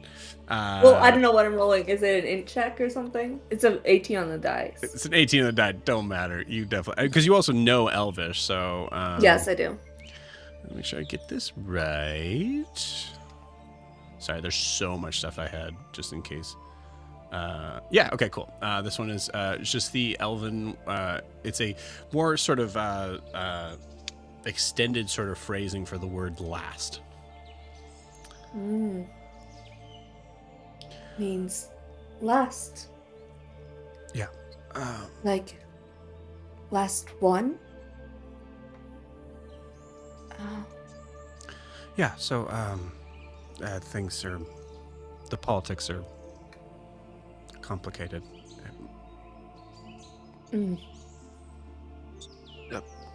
Lady Verdant. These bridges that you gave us, do they extend just in your favor or for the entire Verdant's court?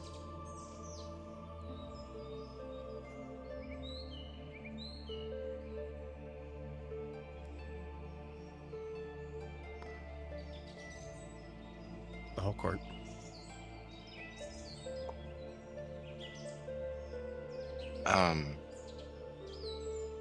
Is she still breathing heavily? Yeah. Possibly in like frustration at this point now. Are you feeling okay, lady?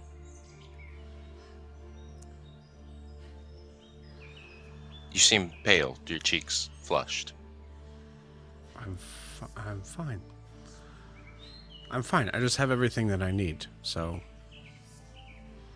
just, you know.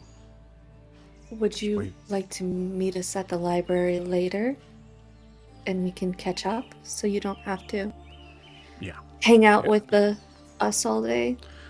Yeah, I do. I probably have some things that I need to be handling for the ceremony tonight. Getting dressed. Mm-hmm. So, do, you know, don't get lost. Got it. I'll turn around as she's still standing there talking to Kara. Just in case they give you any trouble, we would be extremely delighted to have someone, I know Yori and I both, someone we could talk to this party of fancy people about things we're interested in, and hand him my brooch. For you to be close enough for her means that you're closer to the armor smith and therefore Larian. So Larian's definitely hearing this too. Yeah, okay, that's fine. I'm giving it to So we should- Aura. Yeah. I appreciate it, but I don't think. Can fuck it. I'm not welcome there. I was told that this brooch kind of gave me authority to do what I wanted in town, and I'd really like for you to join us. I don't know how to dress up like an idiot.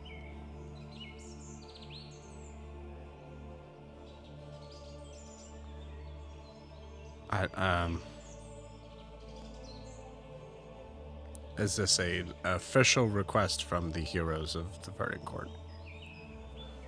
This is an official can request do- from Alistair Samil. I can't hear what Gar's saying. I just Academics. I need to talk to Gwen about this. It doesn't work. She didn't train him right.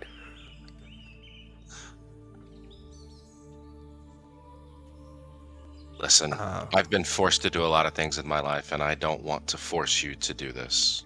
But we are being forced to sit through whatever is happening later, and I just know that it would bring some peace of mind to Yori, who just lost an arm, and myself, if we Son had of a someone bitch. we Wow. could just talk to. What a guilt card. It would That's just return incredible. some sense of normalcy in this otherwise otherworldly experience. Am I making the pauldron for? He almost says for him, and then kind of like just like takes a second, just looks at you. For you, and directs Yuri. Talks to Yuri directly.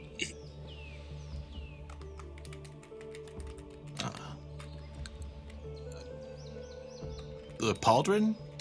I was the yeah, like the cauldron pauldron. Yeah.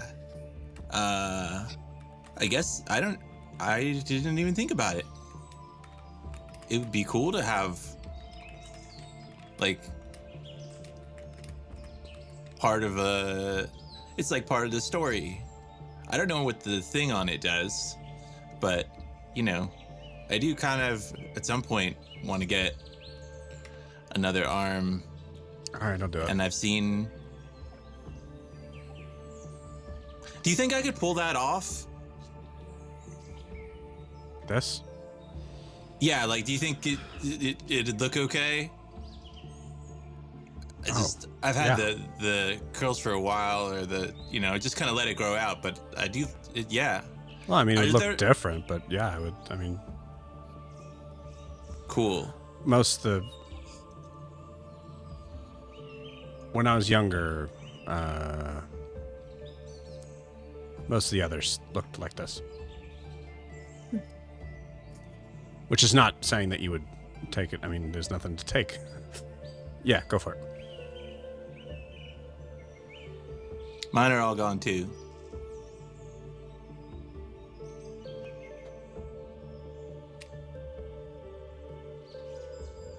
Sorry. So you coming to the party?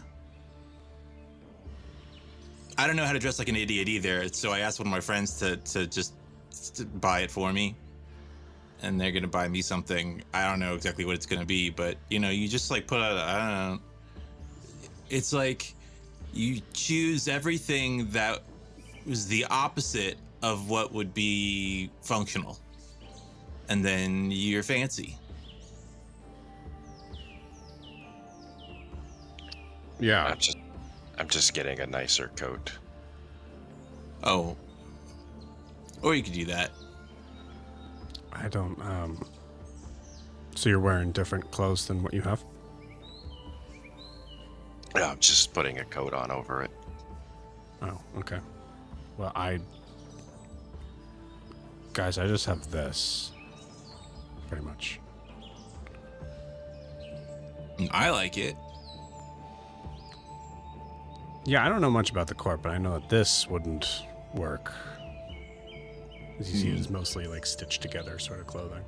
Very functional. Has Sarah left? Or is she still standing there? I mean, she's walking down. If you want to try to catch up to her. No, I would wanted to see if she had left. She just turns around.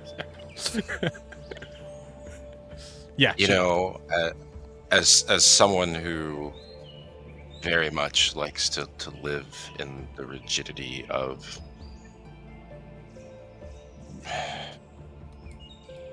first comes first, second comes second. I mean, if the court were the ones who had invited you, then I could understand why you would feel the need to put on a show, but really it was Yori and I that invited you. So we invited you as you are. Were you invited as you are? Well, we were invited by the court. Who are going to be the ones that are Alright. looking at you? Yeah. If you're not comfortable coming, it's not a demand my companions make on you.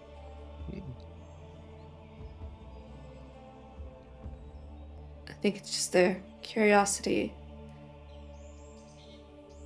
That prince guy gives me a similar look anyway, and I feel like if they're gonna dislike you no matter what, then you might as well just come wearing whatever you want. It's not like they're gonna dislike you more. Well, that's definitely true. But there's the difference between that and just looking out of place. I'll see, guys. I appreciate it. I don't,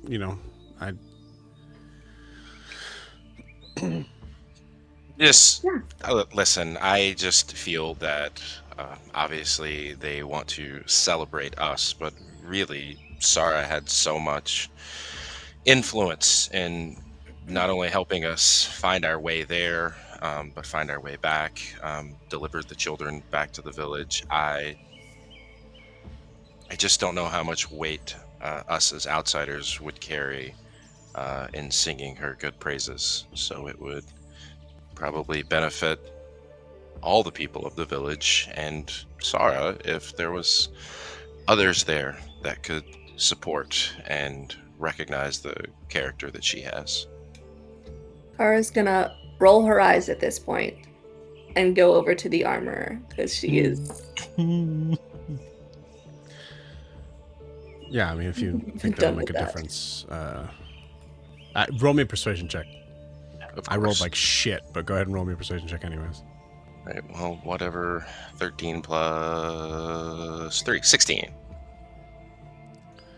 If you think it'll make a difference for stating the events as they took place, I'll figure it out. I mean, I'd rather just be working here, anyway. But that's gonna kind of, it's like that. You know, Gwen probably, she's gonna get clothes from me. It'd be rude for me not to go. But if we have an excuse to not go and we're working here, I wouldn't hate it. You know, Do you know how to run a forge? He'll pick up like a blacksmith's hammer with his right hand and activate the fire rune, and so you just see like the end of the hammer kind of like start glowing a little bit, you know, just sort of red hot, just like his, you know, he's ready to use. He could use that by itself to do stuff. Yeah. He goes. You gotta take it out of your hand. Okay. Yep. Thanks. Got it. Understood. Yeah, I mean, you can. No one asks to use this, so you can absolutely. Plus, all these tools are my size, so it's great.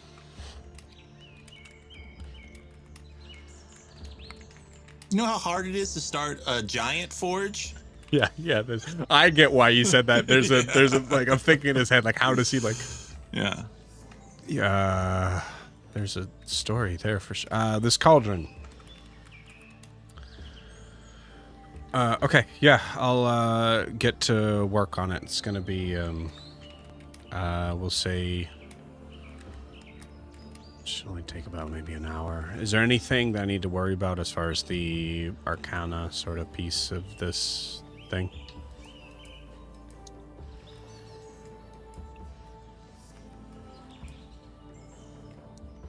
Possibly. Okay. So I think the glyph has been rendered inert at the moment. I'm sure that it could, with the right people or persons, be reactivated. But there was a lot to go. I could check it again if you would Okay. like. I will work on it. You stay put. If something goes wrong, swords, a little bit of armor, I can handle. Magic, I got nothing. I wasn't going to leave. I'm sorry. Okay, that's fine. Just if something comes out to eat me, you're handling it. Oh, of course. Absolutely. I assume you got this from the hag. I mean, dude, it just looks evil. The cauldron looks evil. Yeah. Why? Why would it's I guess, I mean, we all have a kind of like a black cauldron, just straight up. No? Okay, just me. swords. Also, a tool is a tool. I mean, you're making weapons that... Listen, you didn't say no to my question if something will happen magically, so... that's the fun of magic. We never really do know, do we? Fun. Yeah, fun. Cool. All right, we'll get to work on it. It's 2 gold. How about a platinum? Fine by me. And I will also maybe help you a little bit with your crafting. What's wrong with my crafting? Absolutely nothing. I have a really good understanding of crafting and forging, and I could maybe offer you some advice. Sure, you can watch.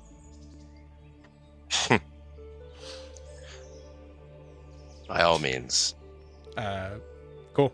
He goes over to grab a tool from Carol. Said, "You're not using this." And just goes and walks over. Carol kind of like eyes him, but like Larian's still there, so there's like a moment of like, I can't even talk to you right now. And yeah, and while that was all going on, I was trying to step over Yes. to the armor. Please, yeah, go for it. I would have gone over to the armor and asked, I'm looking for something perhaps magically imbued. Not quite what's going on here, but something for somebody who doesn't wear armor that needs some extra protection.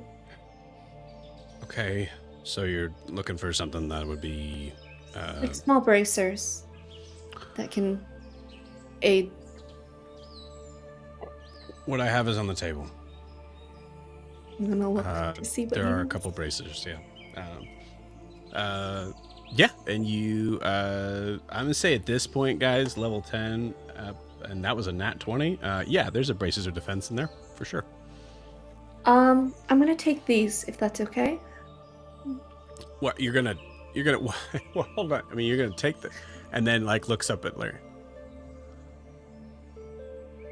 It would be my honor. Thank you. So I'm please gonna add put them in my bag for braces of later. defense. Beautiful. The quickest exchange of magic items the world has ever seen. Nice. It's basically just like, I'm gonna write this down on my sheet, just so you know. I'm writing Bracers of Defense down. Okay. Yep, perfect.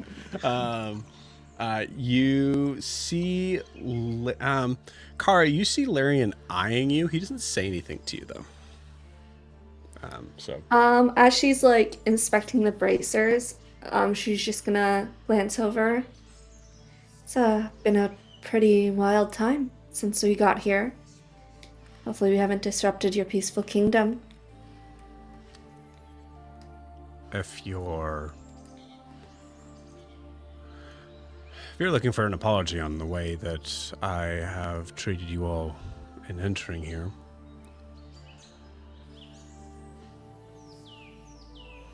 I am a servant of the court, and protecting its people is the most important part. And I don't believe that anything I said or did was against that. So I will not apologize. But I do appreciate that I was wrong in my initial inclination of your character. You see now, I never asked for an apology. I know exactly who I am and the people I travel with. And who you are and who you represent, so it is expected. The fact that you felt inclined to say something might speak a little more on the character you hold.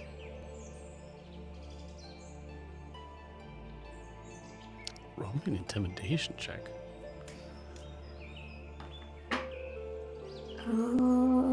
What is my intimidation? Also +2. Oh, 14? Oh, I have inspiration. There you go, if you want to use it. That's a working class 20. All right, Kara. Bringing it today. You see him.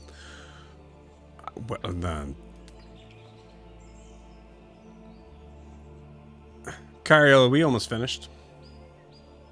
That's it. Yeah. Kara's response. Almost, sir, my leash. Beautiful. Cool. Alrighty, friends. So, as our buddy is working hard on this cauldron, Alistair. Oh, buddy. I'm gonna say Alistair and Yori. Because we'll be in the middle of the process at the beginning of this. I'll say, Kara, you can go ahead and roll. It would be... Because I'm like the next shop over. Yeah, so it's going to be like later. Like, so if there was an initiative to it, whatever you would be doing would be later. But yeah, Alistair, Yori, and Kara rolled me an Arcana check. Yeah, with my +0, that's a 9. Alistair, I'm going to ask a weird question. Mm-hmm. This may make no difference. Okay. But I need you to roll as Alistair. Okay. Okay, what we get? Yori got a 14. Okay. I got a 26. Okay. Kara, what'd you get? 9. 9. Cool. Banging away at it, basically trying to like, I have no idea how you do this in real life, but we're going to say he's working on it. You start to notice, Yori and Alistair, you definitely start to notice that the glyph that has seemingly kind of died away in the like kind of glow of it had died down to basically almost nothing, is now seeming to react from the banging of the metal hammer into it. You see it starting to pulse.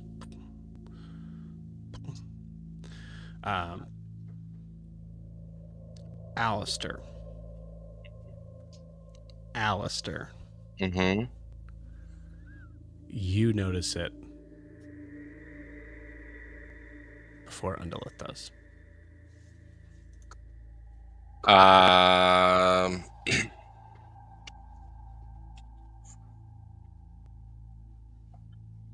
Above table, it is. I get what you're saying is doing. Does it give me this is dangerous vibes right now, or do I feel like if I were to walk away from this, nothing's gonna happen? I think you get the vibe of this is dangerous, and then you also get something of a little bit more of what you can get, what you couldn't get before, of figuring out what exactly this glyph was for. It was, it was in an inscription of a, whether it's a language or a sigil that you don't understand. Now you get sort of a sense of it being something that is binding something. So I'll just put it this way. Right now, the player is thinking, Undulith hasn't noticed this. If I were to walk away and let this happen because she hasn't noticed it, then she won't notice it. And She it won't could notice still, and whatever's happening over there, what's gonna happen can continue happening, and she'll not know. Possibly. Okay. Well, I understand she reads my thoughts because stupid Well, head. there's also the reality of if, depending on what happens from this, Right. if something gets unleashed, then Yeah. it's going to be clear that everybody's going to notice. Cool. Aura. Sorry. I've just noticed. Do you wake up sometimes with a sore back? You're just putting your form. Maybe today is not your day. Maybe today is not the day for this. It's a pretty simple task. Well, The cauldron's facing away from him. yeah. I understand. I mean, demolition is always simple, right? It's the details and the finer points that I guess that I was ultimately worried about. And while I have no doubt of your skill, I just feel like maybe clearly you were working on something else before we got here.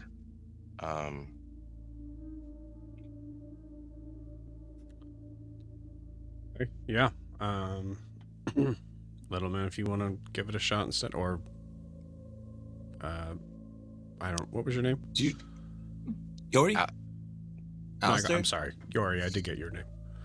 Alistair. Alistair. Okay. If you want to take a crack at it, be my guest. Yeah,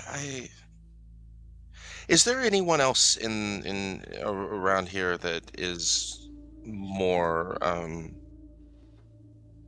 arcane centric? Someone who maybe an enchantress or an enchanter, someone an artificer. That could do this? I don't know necessarily that I'd want them to do that. Maybe ask them quite. I'm worried about all of our safety. As you said, this is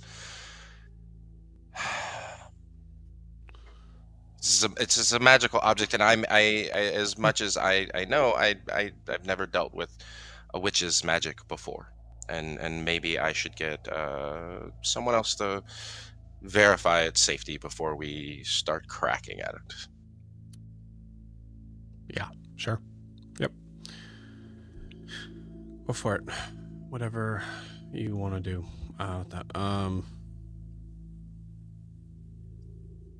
What if I mean, we could try surrounding it with a different rune. I know it's not a rune, but we could, or I could use I don't know if I redirect the force, it's not going to go into the right area, but we could redirect force away from, in the same way that sometimes when you're all getting hurt, you can change where that. Yeah, you guys go ahead and do what you want. I'm gonna take a smoke break, and he takes his pipe and just kind of like walks out into the woods. Kara, you saw it about a half second before this. You see the green start to kind of like die down, but you definitely see that it was brighter than you'd seen As before. he walks out, I'm gonna poke my head in to look at Alistair and Yori. everything okay? Do I need to check on your new friend? Did something happen? I think it's fine. It's just glowing. I mean, I guess that's. I don't know what it does. So. He's upset because we stopped him and in the middle of the job. And Did you implied that he wasn't good at explain his craft. to him why you stopped? Okay, that explains it more. Thank you, Yuri. I think I will go check on Ara. Can you make sure you don't blow up this town, please? Can you tell him that I think he's really cool? I And will, yes, absolutely. we 100% explained to him why we asked him to stop. It's just that whole like, if you say, hey, is there somebody else who can do this? Sometimes people like who do crafts are pretty, they're like touchy about their stuff, and so that means that like, oh well, they weren't good enough to do it, so that you had to go to somebody else, and then that makes them feel like they're not as good at their thing. Yeah, I'm gonna go check on him to make sure That's all. he's aware of communication styles with Alistair. He started that.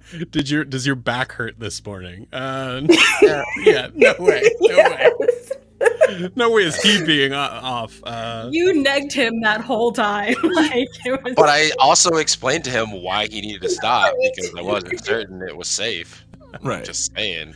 Those words came out of my mouth. Those words did come out eventually, yes. When the truth is veiled in half insults and vague suggestions at your inability to do your craft, yeah. And he totally could have taken it as not safe because I'm really bad at this.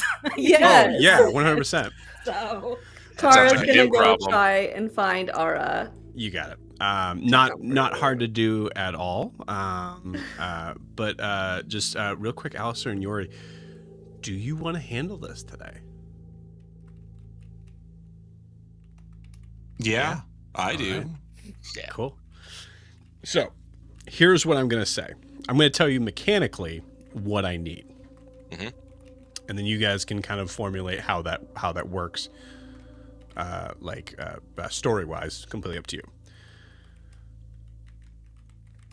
Alistair, if you are not using Undulith's help, it's going to be harder. Hurt.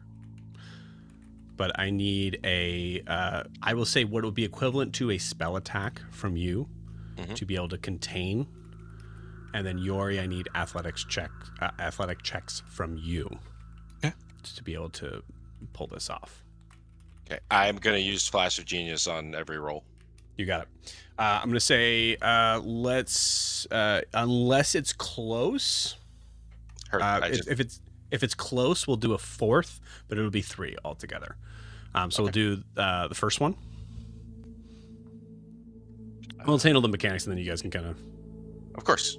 give me the cool part of it. So the first roll is a 19 plus 5, 24. First one's good. Second one is another 19 plus 5, 24. Cool.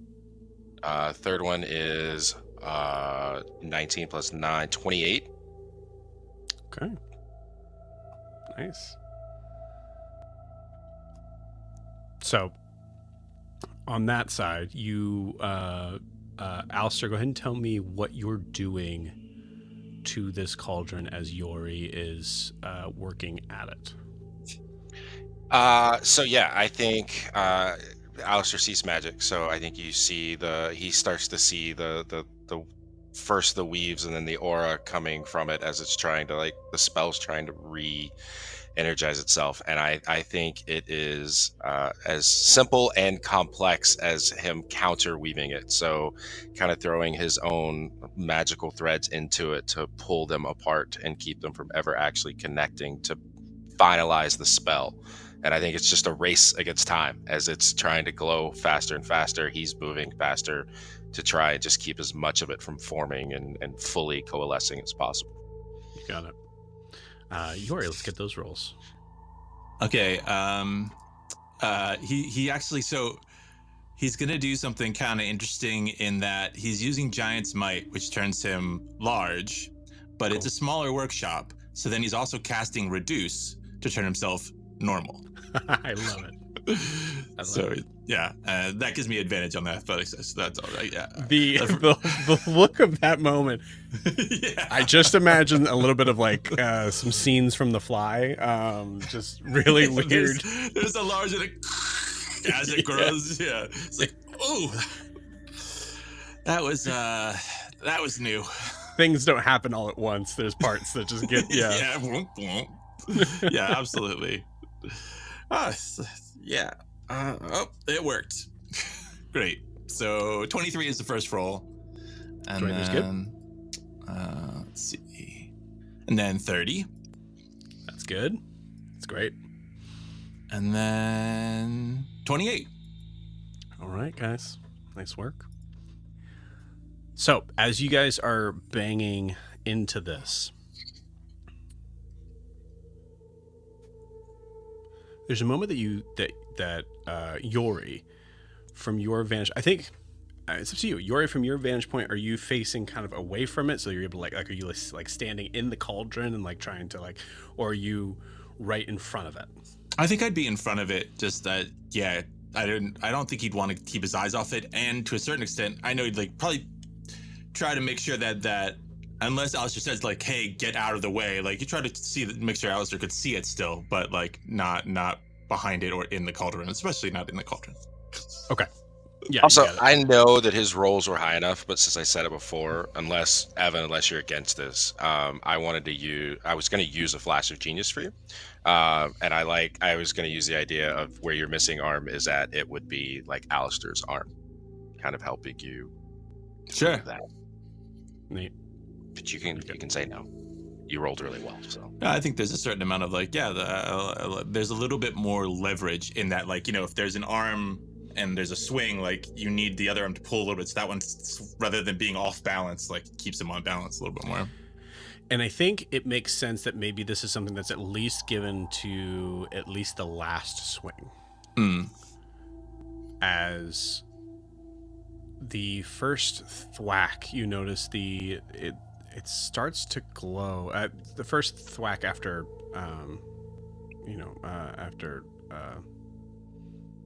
Ara, thank you, has been working at it. You notice now it seems like the glyph itself seems to be spreading out. Like it's trying to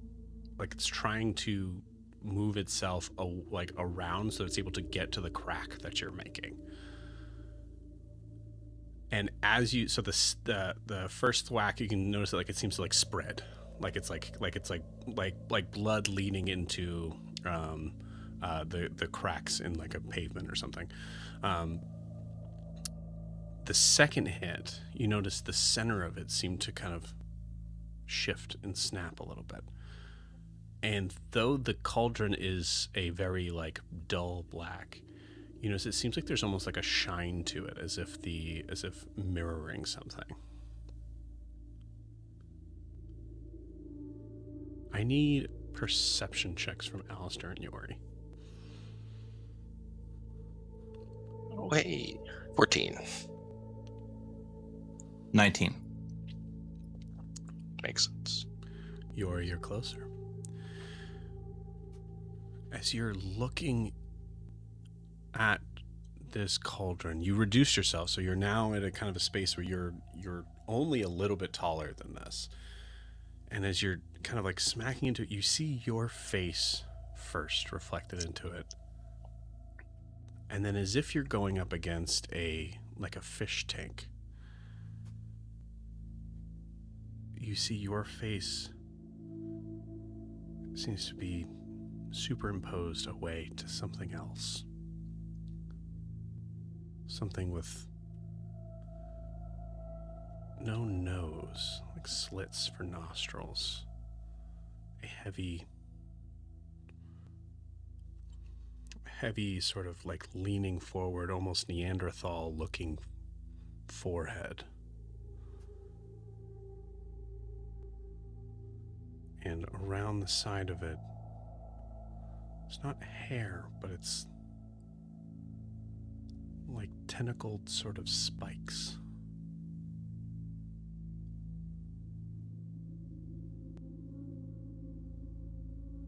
and you see it smile at you.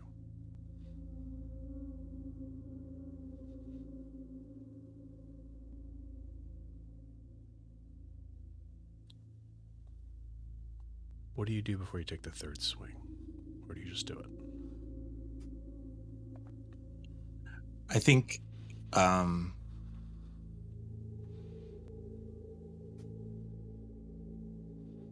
You're muted. We just lost you. there's a moment of panic where he just tries to take the third swing, like probably too fast. Like there's a rhythm to it, and he's kind of like, and sees it and kind of like, and goes to hit it as if he's gonna like hit it in combat, which is not the way you're gonna, you should do this. And I think that might be the moment where sort of Alistair's spark of genius sort of hits, so sort of like to slow that down and just or a word or whatever, and yeah. So then, but that's I think that's the reaction to it that he has is before he takes that final swing is he's about to hit it like for real, and then gets stopped and kind of guided back to it. Alistair seeing just even like a sliver of something on the other side as you see Yori kind of like rearing up to go and hit it, you get the feeling that's exactly what it would have wanted, and you push the arm just out of the way to be able to, and Yori, you fall back into Alistair. Both of you guys fall back, as there's like a short sort of like small burst of green light, and Yori, you're clutching the glyph in your hand. Sorry. You're... Well, I'm not clutching it like this. Are you okay? Yeah. There was like a face or something showed up on it more than just the green. It had... Did you see it? Because I felt like you really, like, I was gonna whale it, and then you helped me. I just felt like that was not the right thing to do, and so which is weird because normally I feel like the right thing to do is to hit it. Hey, Yori. Oh yeah. What do you want to? Yeah. What did you see? It was a face with like slits for nostrils, and sort of it was like white and had like spiky tentacle things, and it didn't look, it looked like something that you should hit. Can I roll? Yeah, it's a high roll. Go for it. History, Arcana, investigation. History, Arcana, or religion? We'll go Arcana. Can I give you a bardic? Sure. What's the bardic for? What's the D dice? 6. It's just a D6, yeah. What's the D? What's the D? It's a 6. With the bardic, that is 27. 27. Bardic really helped. Sorry, dude. It's fine. The bardic was a 1. Nailed it.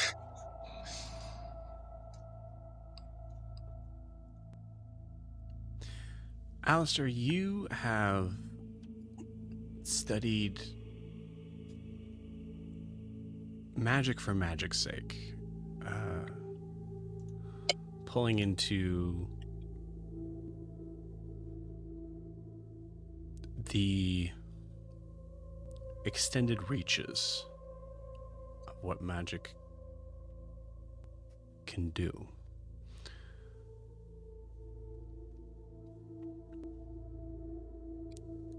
There is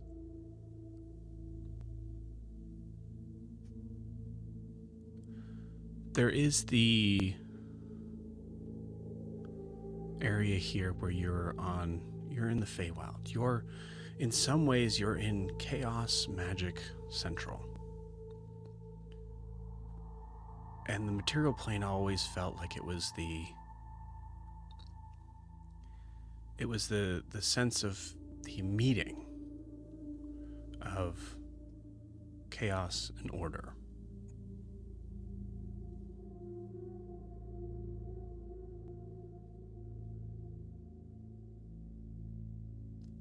So with a 27? Mhm. With a 27,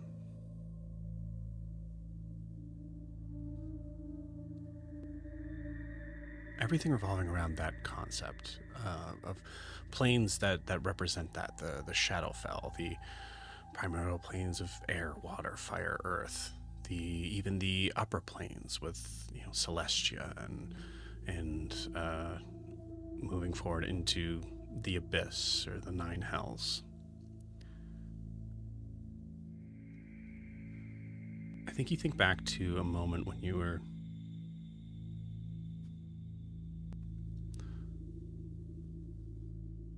a lesson with Dr. Karan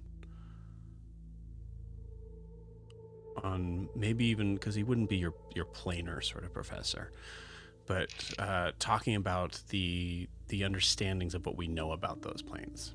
And I think you remember that you listed them in understanding what you've learned about them.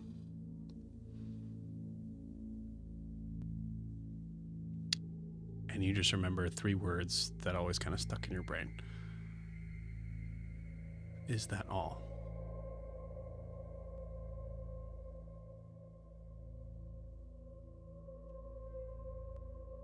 As you looked into even the sliver of the face of whatever was on the other side, you get the feeling that that's not all.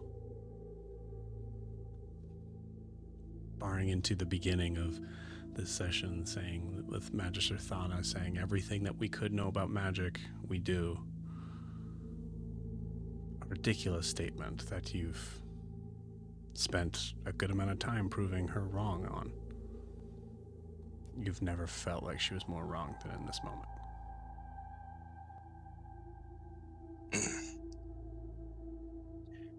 Maybe we don't wear this as something. Yeah, I was kind of already. I'm like, I like the idea, but it's like wearing a big skull or something. It's cool, but it's kind of like not really our it's like our thing right now. And also, I wasn't sure how it would work with the runes because I usually put runes on things. So And I just slide it into the bag of holding while he's talking to me. yeah. There's a moment that was discussed yesterday about the differences between runes and glyphs, and obviously that's important. Yeah. There it is. So so I know I told you a little bit about it, but Elven, there's different materials that they use in Elven. We could talk to Aura and see if maybe he has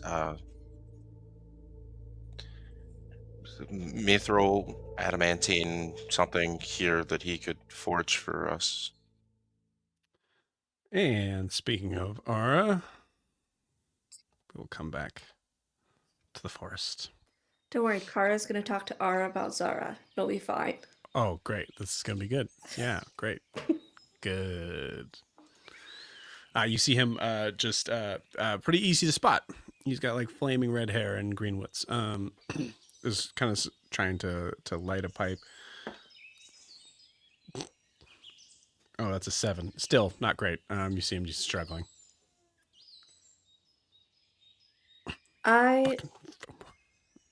Jesus. Hi. Sorry. I'm quiet. Yeah, We you weren't are. introduced properly. Kara. All right, you are. It's a pleasure. I feel the need to apologize on behalf of certain one of my counterparts who can be crass on a good day. Oh, yeah. No, he's fine. I could use the break anyways. It just felt familiar. That's all. Uh, he has a way of um, bringing that out, although that's not always his intention. I believe they were concerned because the glyphs started glowing and they didn't want the magic to go wild if they didn't clearly describe that to you. Yeah. Okay. That. Thank you. That makes a little Of more course. sense.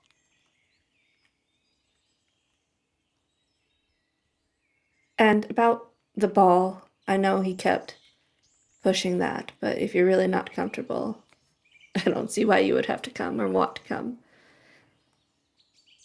I've spent my life on the material plane, and I know what it's like to be around people who don't want you.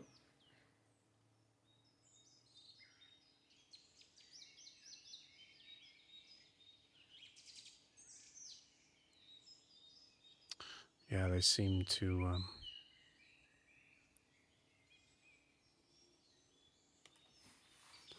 Sometimes they seem to be pretty hot and cold sometimes in that, huh? Yeah, they do. But I'm coming to. I don't think it's so much of learn. Maybe I'm just giving less of a shit of what other people think. You don't belong here. No, I don't. This is a way station, but one I hope to make friends in. Yeah, well, it sounds like you. Sounds like you have. Um, we're all very. We're all very happy to have our people back. All of them. Not all, but yes. Well, the ones who matter. Sorry.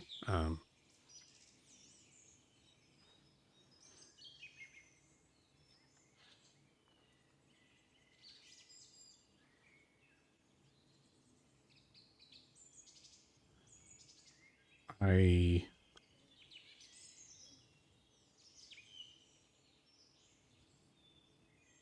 Yeah.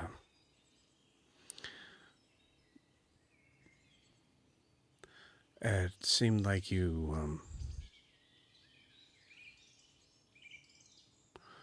Seemed like you were pretty close to our Lady Vern. We have grown close. We have a shared grief.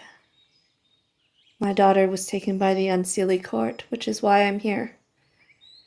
That is my next stop, to go get her back. And as I understand it, Zara understands that loss as well.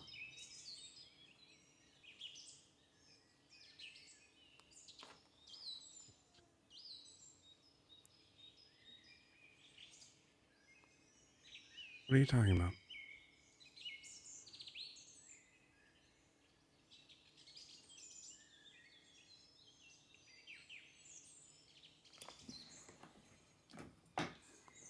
I have made a living on reading people.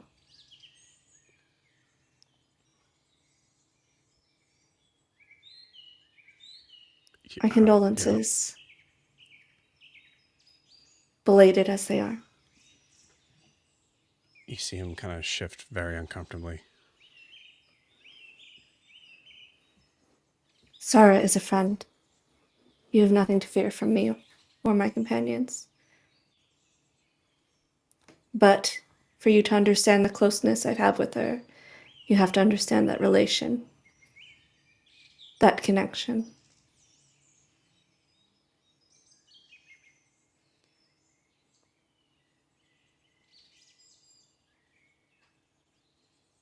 Sorry, what are you talking about?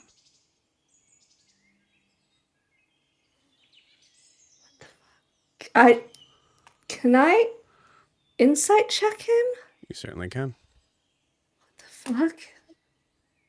This is 28. How did Did I Homer Simpson myself out of this conversation? She said, no one knows. Oh my fuck. God, what I wouldn't give for gift Make it gab about her right brother. now. Make it about her brother. What? Make it about her brother. That's the loss. Yes, that's good. Her brother just died. My daughter's missing. Roll me a deception check. Deception, yeah.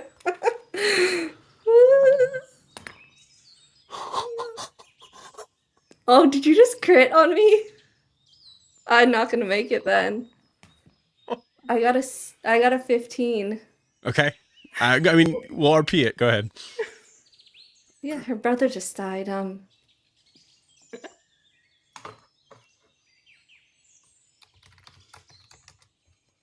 She sought her revenge, and she's promised to help me find my daughter.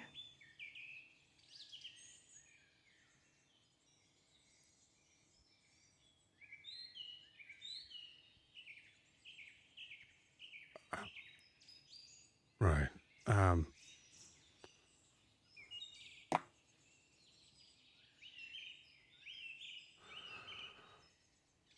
I'm sure they're done with whatever they're doing. We should go back. Ara, I trust that you understand Lady Verdant and my connection and the grief we share would not look good publicly. She has a reputation to uphold.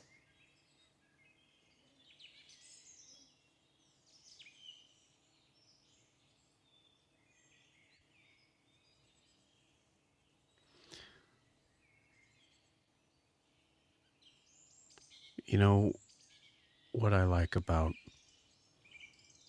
you newcomers?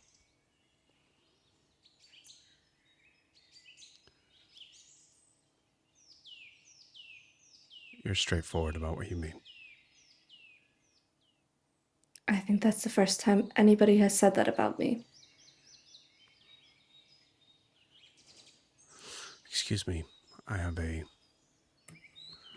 ceremony to get to. He walks away. And I think with that, guys, we end tonight's session. That is it. We'll see you guys. We'll see you guys next week. Bye bye. Look at it putting my foot.